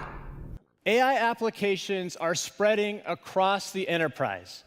They're demanding more connectivity, more It's pronounced colonel. It's the highest rank in the military. It's pronounced Cornell. It's the highest rank in the Ivy League. Andy. Have you got any other mainstream verifications, any recognition from more of the major bodies or experts? We're looking to get some additional people involved with the body. It's been an uphill battle, and why? They don't believe it? Well, you know, Bigfoot has been considered kind of taboo and stuff. The thing is, this is a global phenomenon. This Bigfoot have been experienced or encountered globally, okay? But it's still, as you know, with what happened with UFOs, that was considered fringe until it's not. So we are literally punching our way through wall after wall, getting this information out there. And, you know, the main thing I'm trying to tell people is you got to be careful when you're going out there into the wilderness. Well, or you know, grab a camera, because my gosh, I mean, look, it wouldn't be surprising me if there's now a Sasquatch committee on Congress. I mean, look, UAPs, UFOs, extraterrestrials. Snake, you might be ahead of something here. I appreciate you coming on and sharing it with our audience. This has got to be a hoax. You told me you know Bigfoot, bro. Yeah, Edwin. He's Harry's son. Come on, bro. I can't tell if you're winding me up. I guess you'll have to wait until the deep dive. They hired you to go check to see if Bigfoot was real? Flip the whole bill. They said, you can do it at your own pace, all well, we'll pay for everything. I said, not interested. They came back to me like 4 or 5 times. Finally, at the end of a year, my wife is divorcing me. I now have only 50% custody. I have 50% of my life open to do whatever I want. They came at me again. I said, okay. I'm going to shorten it down from what took 5 years to 5 minutes. Tennessee, Great Smoky Mountain National Park. There was a man there named Scott Carpenter. Scott, rest his soul, has since died, but he took me into an area in the park, And he said, Dave, this is the part where I've had all kinds of evidence. What kind of evidence? Footprints, hair. Hair? Hair. So is he ever had the hair analyzed? So we start talking about it. How can we get a good sample of hair? So I said, with bear, they take bear samples and DNA samples from bear all the time. Let's try this. Let's take some packaging tape, wrap it inside out on the outside of a tree. Put something at the fork of the tree, some kind of food, whatever, honey, something. If they lean up against the tree, it's going to pull the hair out, which we need the follicle for the DNA. Let's see if that works. This is brilliant. We did it. It worked. In that area, we had tracks. Now, just so you know and everyone else knows, there's hair and fiber experts in the world, and they testify in Superior Court all the time. Like out in the lobby, you have all these different kinds of animals. If we took a hair from one animal and gave it to a hair and fiber expert, he could tell you within 2 minutes what animal that came from, because every hair looks different. So we took those hairs, went to a hair and fiber expert, and they said, well, where'd you get that? And I go, what do you mean? You've never seen that hair before. It's not classified. It doesn't exist. If I was a betting man, I'd bet there's a connection between divorce rates and Bigfoot hunting. Come on, bro. Stop taking the piss. What you're saying about the DNA, what you're saying about the lineage is 100% fact. It's what we found. And we know that they aren't any kind of ape or gorilla. It's a human hybrid that people don't understand. So did the Russians think that it exists currently? 100%. So how are they hiding? How are they hiding? Yeah. So if you think about, we don't even have the ability to do something with a DNA like whatever this is. It's making a hybrid. You're right. Okay. Bro, I know what's got the ability to make a hybrid. What? These nuts. Got him! Got him! So something far greater than us has learned to manipulate DNA. And if you think that Bigfoot is interdimensional, then wherever that came from probably makes a whole lot more sense scientifically than something organically made here. And therein lies the reason that we haven't found a body. It can move in and out like it did through that tube at Skinwalker Ranch. And there's footage in our movie of what appears to be a Bigfoot evaporating into nothingness. What you see is something kind of like smokiness looking down a trail. And then it slowly evolves to look like something that you and I would call Bigfoot. Okay. What you're saying is that we're not dealing with a standard biological organism. We're dealing with something that's probably the product of some advanced species, and that they've created this thing, and this thing has the ability to move in ways and appear and reappear in ways that don't make any sense to us. Correct. Beautiful, powerful. You either have it or you don't. The moment you forget that. It was the Anunnaki, bro. But we'll have to save that for next time. Hold up, Ted, we've got to do the giveaway. Before we get into the giveaway, we've got to say a big thanks to everyone ordering the merch. If you didn't know, we produce all our own merch. Once an order comes through, we make it, fold it, polybag it, and package it ready for you guys. So allow 2 to 4 working days for your order to be shipped.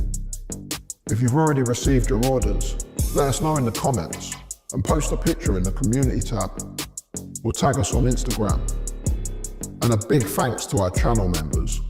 We don't do sponsors on our channel, so we can say whatever we want. And that's thanks to the support from you guys. Let's get back to the giveaway. Leave a comment for a chance to win in our next episode. Let's do this, bro. Bang bang! Blah, blah. Contact us on our website to claim your prize. That's terrortedstowels.com. Go grab some merch, bro.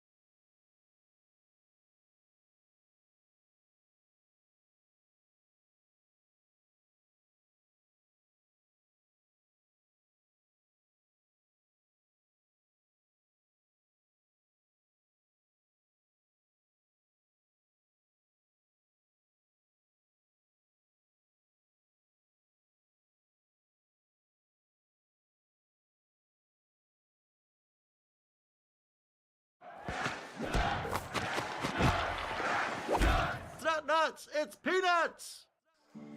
DJ, we're leaving. Is my old spice in there? I think I'm gonna stay. Imagine waking up one day and checking your bank account, except it doesn't show you money. It shows you exactly how long you have left to live. Every coffee you buy, every bus ride, every meal, it all costs you minutes, hours, or even years of your life. The rich have centuries stored up, basically living forever, and the poor, they're running out of time every single day. So Will Salas wakes up and he got just under 24 hours left. He did have more, but he bought his mother a champagne bottle for her 50th. Yeah, she's actually 50. In this world, everyone stops aging at 25, but that's when the clock on your arm starts counting down. So technically, we got grandmas and great-grandmas looking fine as hell. DiCaprio will love this world. His mother Rachel gives him 30 minutes before she heads off to a work trip. Will also heads out and links his best friend Burrell. They grab coffee and head to their shift. Right away you can tell how brutal it is in the ghetto. People are literally dead in the streets after running out of time. Nobody even stops or cares. That's just the norm in this part of town. After their shift they get paid, but the economy is completely out of control. Everything's expensive and workers are barely getting paid enough to survive. It's like they work all their life just to stay afloat. That night Will heads to the bar to link Burrell, and there was some guy at the bar buying everyone drinks. Even the girls at the bar were trying to leave with him. They were really trying to... Will takes a look at him and notices something insane. This guy has over 116 years stored up. Yeah, he's rich, clearly not from their side of town. He from the burbs. This guy here makes a phone call and Will immediately tells him he needs to leave or someone's gonna clean his clock. And Brody did not care, he was just chilling. Not long after, a group of goons pull up and tear through the bar. One of them, well, their leader, Fortes, locks eyes with Henry and says, "That's a really nice watch. Do you mind if I try it on?" Fortes offers to fight him for it. And when I say fight, I'm not talking about Nah, their type of fighting is different. They lock arms with each other, which is basically like an arm wrestling match, and whoever wins starts draining time directly from the other person's clock until they're completely out. Henry heads to the bathroom feeling sick. I guess the nerves got him. When he gets up ready to time fight, Will smacks the door on Brody's face. Pop! He grabs the immortal and they run out the back. Fortes and his boys run after them. They get in their cars, but Will and Henry were too quick. They duck into this garage, head upstairs and lose them completely. Will couldn't understand why this guy was being so careless, but then Henry explains it all. He's been alive for over 100 years. He's done everything, seen everything, and watched countless people live and die. Henry then tells Will how the system is rigged. Every year they raise the cost of living in the ghettos so more people can time out. While the rich keep getting richer and live forever, the poor struggle and die. But here's the thing, Henry tells him there's enough time for everyone to live a normal life, but the rich just want to keep it. Man, I can't lie, if life really worked like this, nobody will be paying for subscriptions. Shit, I don't even know if there will be movies, because nobody's gonna be sitting down and wasting 3 hours of their day. Everyone will be up at like 5 AM, making most of that 24 hours. They both spend the night there, and the next morning Henry wakes up before Will and he quietly transfers almost all of his time to Will, leaving him with just 5 minutes. When Will finally wakes up, he checks his arm and it's 116 years. He rushes to the window and spots Henry sitting on a bridge. He tries running out to save him, but nah, timing out almost feels like Light Yagami wrote your name on his book. Delete! So Will heads to Burrell's crib to check up on him, and damn! His wife bad as shit. Okay, Burrell, I was not familiar with your game. So Will shows Burrell his time, and Brody was in disbelief because ain't no way. Burrell lets him know with that amount of time out here, he will get killed. But Will already knew that. He gives him a decade. He sees the bar lights open, and you already know where he was going. I thought I was a drinker. Shit, I guess not. Meanwhile, Will's mom Rachel gets off work and tries to catch a bus home, but overnight they've raised the fare. The ride now costs 2 hours, and she only has an hour and a half left. She pleads with the bus driver, but he did not care. He literally looks down on her arm and says, "You better run." Even when she looks around to the passengers for help, they just look away. Man, I can't lie. If I was on that bus and I had an hour to spare, she would have had 2, maybe 3. So she hops out and gets the running. Time was not on her side. Cars didn't stop, people ran into their homes, and Will realizes she wasn't on the bus, so he starts running back towards her.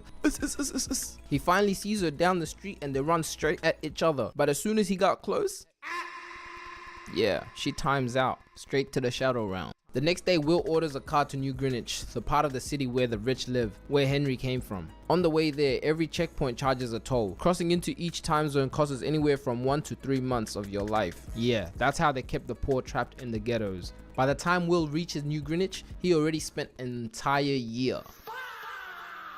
The second he arrives, everything feels different. Everyone's dressed in expensive clothes. Nobody looks stressed, in a rush. Matter of fact, nobody even runs. So when Will starts jogging for a sec, everyone immediately knows my boy ain't from here. They were well aware he was from Delaware. What the hell is there? Open fields and hella deer. So Will checks into a hotel for the night, and the next morning, while he's eating breakfast, he asks the waitress how he can get into the casino. She tells him it's simple. Just change your clothes and wear something a little more classy. You're not from around here, are you? You do everything a little too fast. Not everything.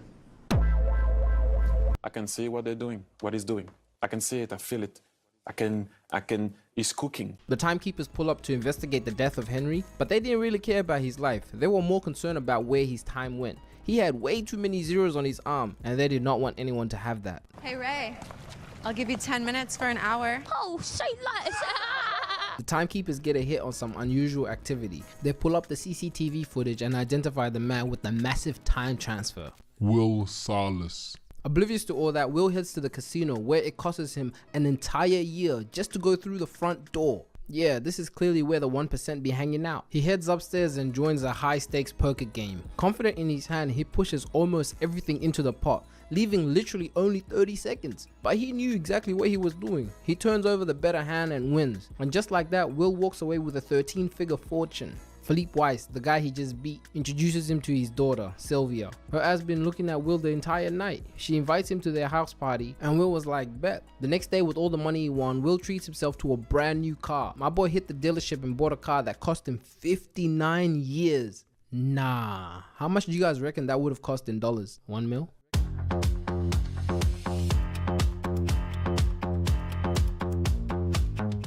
She said I'll give you shelter from the storm.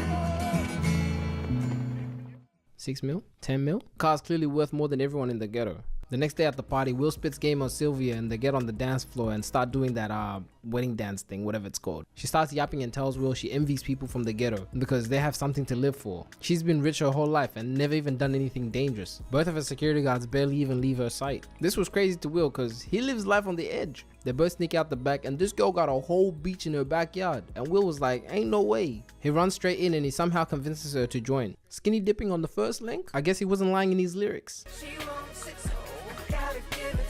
Her bodyguard comes looking for her right before they're about to kiss, so they quickly both hop out and get back inside. Had her dad terrified for a sec. Tommy Shelby and the timekeepers crash the party and pull Will aside and start questioning him about the time on his arm. Will tells them he won half of it for playing poker and the rest was gifted to him by Henry Hamilton. Yeah, they don't buy it for a sec, so Tommy confiscates almost all of Will's time, leaving him with only 2 hours, barely enough to make it back to the ghetto. But Will wasn't about to leave that easy. He gets up, snatches the gun, mink, mink, runs out the room, Spartan kicks this geezer, jumps down, grabs Sylvia, they run out the back, knock this guy out, jump in the car and they take off. Those timekeepers were on his ass because he had an asset worth more than the time he actually had. You're gonna kill us. Please just let me out. Ray bumps him from behind, the car spins around and Will starts driving backwards, hitting the Dom Toretto. He drifts out the way, Brody crashes into a truck and just like that they get away and head straight back into the ghetto. And I don't get this, like how did they get back into the ghetto without going through the zones? Is there like a different way? Or is it just like free because you're going to the poor part of the city? Anyways, as soon as they make it back, they run over these road spikes and lose control and then crash straight down. Like, come on gang, you didn't see that? He'd definitely be running over potholes in his city. So while they're knocked out in the car, Fortis and his goons pull up. It was them who put the trap there. His ass been looking for Will the entire movie, ever since he took that time. He checks Will's arm and realizes he doesn't have much time, but when they check Sylvia's arm, that was a jackpot. He takes almost all of it and then they dip. Will and Sylvia finally wake up and realize, damn, they're nearly out of time. She's been rich her whole life. She's never been this low. They hit the legs quickly and try to find help. Will goes straight to Burrell's house trying to get time. But when he gets there, his wife tells him after he gave him a decade, he drank himself to death. Damn! I guess he was a real drinker. So they needed plan B. They only had 2 minutes left. Will notices that Sylvia got real diamond earrings, so they run to the pawn shop and sell it for 48 hours. That guy ripped them off bad because he saw their time and he knew they had no choice. Will takes Sylvia to the payphone to call her father because he wanted 1,000 years donated to the people. And this was bad for the timekeepers because a big donation like that could mess up the currency and affect the rich, apparently. Will tells them to make the donation first thing in the morning and they will let Sylvia go. Tommy Shelby gets on the phone and tells him if he keeps moving like this, he gonna end up dead like his father. Yeah, Tommy knew Will's father before he was even born. They head back to Will's crib, freshen up, and in the morning they wait for the donation to hit. The timekeepers and Sylvia's father didn't do it. So Will tells Sylvia she can go home. They head downstairs so she can make the call, but at this point, this girl doesn't want to go home. She already caught feelings. The last 2 days has literally been the most fun she's ever had in her entire life. She goes downstairs to call her father, and while she's on the phone waiting, Ray pulls up from behind about to shoot Will. She turns around and ups the pole. Blow! Shoots his ass. Will grabs his gun and they steal his car. I guess that saying is really true. Good girls love bad guys. These two head back to New Greenwich and start causing chaos. They're wanted everywhere, but at first it's only Will's face on the news. But after that, Tommy pays Philippe a visit and tells him he's issuing a warrant for Sylvia's arrest. Philippe insists she's been kidnapped and not in the right state of mind, but Tommy wasn't buying it. It was obvious she didn't want to be rescued. The billionaire even tries to bribe, but that's one thing you can't do. Timekeepers can't be bought. So Will and Sylvia go on a full-on crime spree. They rob her father's banks, hand out stolen time, reverse robberies, and inspiring people to fight back against the system. Brody here even buys a gun and tells Fortis, "You ain't robbing me no more." And Fortis like, "Alright, bet. You got it." Drives off, then quickly puts that car in reverse and catches his ass lacking. Blow! I guess that really was a waste of time.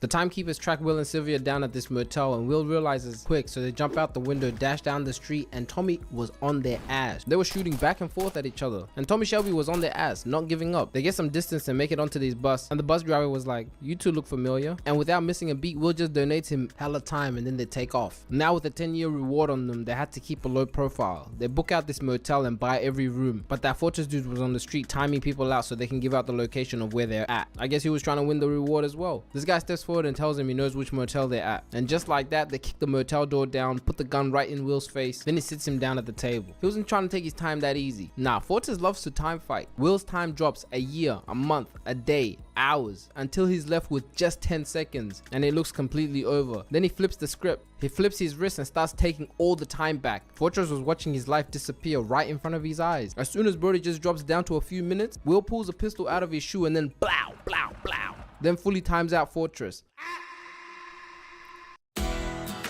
Whether you're a professional technician or simply take pride in maintaining your own cars, Squad wipe. So even with all that time they gave out, it wasn't making much of a difference. The government just kept raising the cost of living, so people just needed more time just to survive. They needed like 1,000,000 years. I know we can get 1,000,000 years. They head back to New Greenwich, and damn, Philippe got like 10 bodyguards. Bro really plans on living forever. Sylvia creates a distraction and Will catches him lacking from behind. And I have nothing to say, but this is literally the worst security team ever. Fire all of them. They force Philippe upstairs and straight to the vault, and there it is. 1,000,000 years. Nah, this guy was literally planning to live until the end of time. He's already pushing 250 years, and he got 1,000,000 in the vault? Damn, how greedy. Philippe warns them that releasing that much time into the wrong time zone would cripple the system. Then he drops the line that every billionaire says, "For a few to be immortal, many must die." So they dip, and the timekeepers immediately realize that 1,000,000 years has left the building. That amount of time flooding into the ghettos could crash the entire economy. The timekeepers try to block off the road, but for some reason they left a big ass gap in the middle. Will floors it and blasts us right through the checkpoint, and I guess their car was bulletproof. They make it back into the ghetto, but then bang, Tommy T-bones them. And I don't even know how this is possible because they were in front. Is there like a shortcut? Anyways, movie. With no time to waste, Will gets out the car and gives the 1,000,000 years to the little girl. She runs straight to Dayton, where people gather around and start topping up their clocks, spreading out the time throughout the city. Meanwhile, Will and Sylvia take off towards Livingston, with Tommy right behind them. He finally catches up to them and Will realizes something. Tommy grew up in the ghetto. He found his way out and spent his whole career making sure nobody else could. While Tommy is talking, he forgets the one thing that matters most: time. He checks his arm and he times out. These two weren't gonna make it to Livingston either. And honestly, this is stupid. They had 1,000,000 years. They probably could have just kept a week, a couple of days or something. But nah, they have seconds left. They realize timekeepers always keep time in their car, so they sprint to Tommy's car. Will runs in, tops up his time, runs back out, transfers it to Sylvia just in time, and she survives. And damn, how slow is she? Because this guy ran there and back and she was still not at the car. Anyways, these two go missing and they become the most wanted criminals, and I guess this was the beginning of Bonnie and Clyde. They pull up to an even bigger bank in Livingston, they grab their guns, and it was time to get active. I can't lie, when I watched this movie back in the day, it was much better than this.